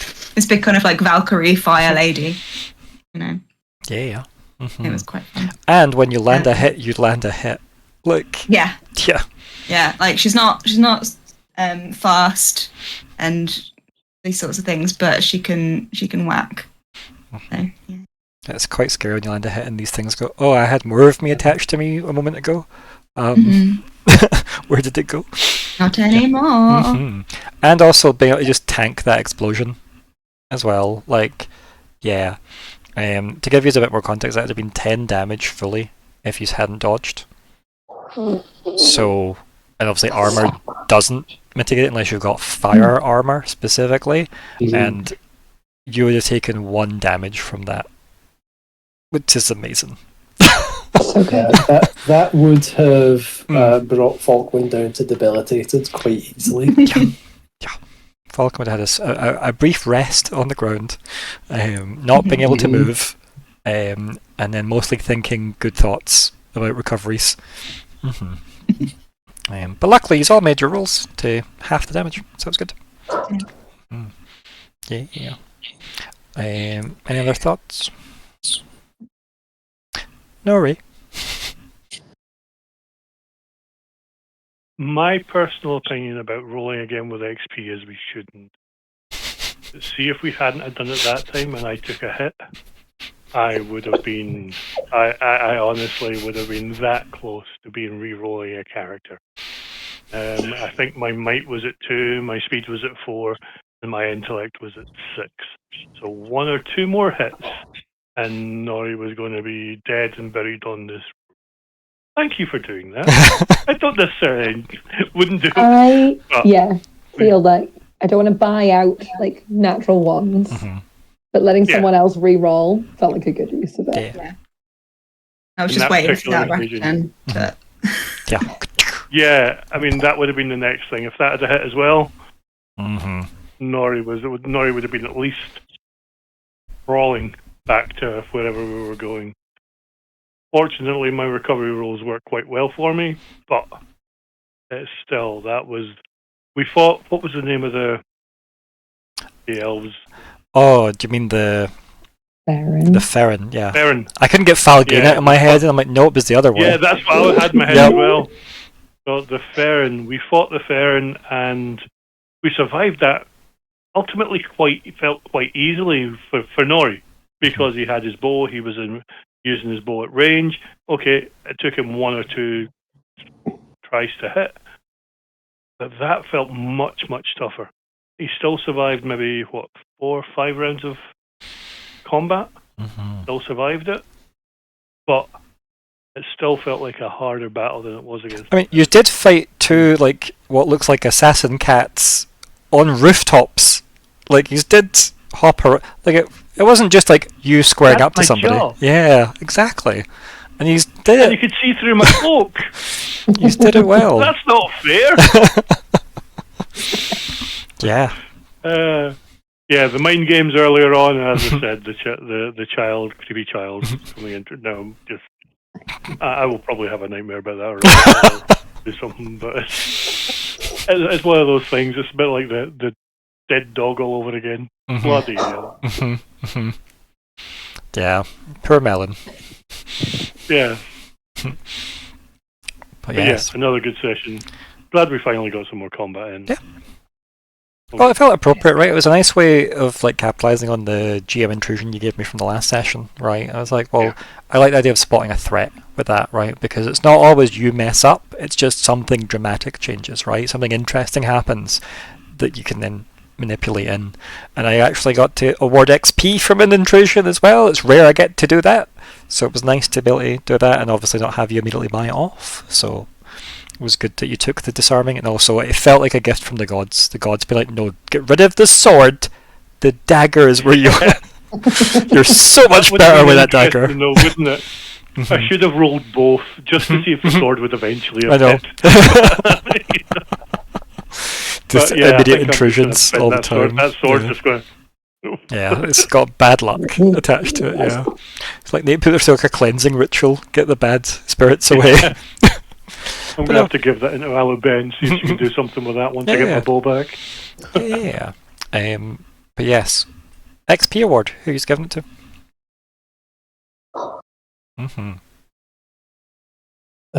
I'll say Kalli as a thanks for being the Falkwin fairy. Yeah, I think Kalli taking final blow. Although Nori holding his own for so long. No, I was like you were both like yeah. So I do think that final moment dancing in the rooftops. I mean, keep in mind, yeah, that's one thing that was worth highlighting is Nori, you did fight one of these on your own, and there was 3 of them on one. So yeah, and then we had to like. Yeah, you managed to keep it going. And you didn't get poisoned really once. Good. Yeah. No. Whereas like 2 of them got poisoned, right? Not bad. Not bad.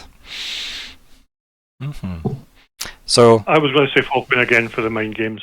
That's just a difficult scene to play out. This sounds like you got 2 votes still, Nori. So Okay. I think you got the 2 votes, so you get the extra point of XP. Hey, make sure you got that marked on Thank you very your much. sheet. Yes. We Yeah, have to have a discussion. that's fine. We can do. We can I'm schedule going that. level in. 4. Nice. Yeah. Yep. Exciting. Mm-hmm. Yes. So many things. Like when you go up a tier, it's crazy. But yeah, we'll deal with that at some point, and we'll deal with obviously scheduling at some point as well. Thank you all for playing. Thank you to everyone that watched. I hope Lockhart is well rested for next time as well, because he's got an interrogation to orchestrate. And ideally erase from the cat. So yeah, we'll see how ethical That could be scary, couldn't it? Lockhart is. Interrogated for like 5 minutes. Interrogate for like 5 minutes. Interrogate for like 5 minutes. You've never known you've been interrogated. Oh my! Yeah, God, remember Lockhart is definitely not the villain. Scary character. Yeah. Like, I have joked with, let's just have this on air, because why not? I have joked with Alexander about Lockhart being kind of terrifying and potentially villainous, and he always goes, haha, yes, yes. My influences aren't Grima Wormtongue and Sheev Palpatine. So, Yeah. Uh-oh. yeah. Totally fine individual. Why are we worried? Yeah, perfectly Not cromulent possibly character. bad. Uh-oh. Good friend. But yes, goodbye everybody, say goodbye, bye-bye.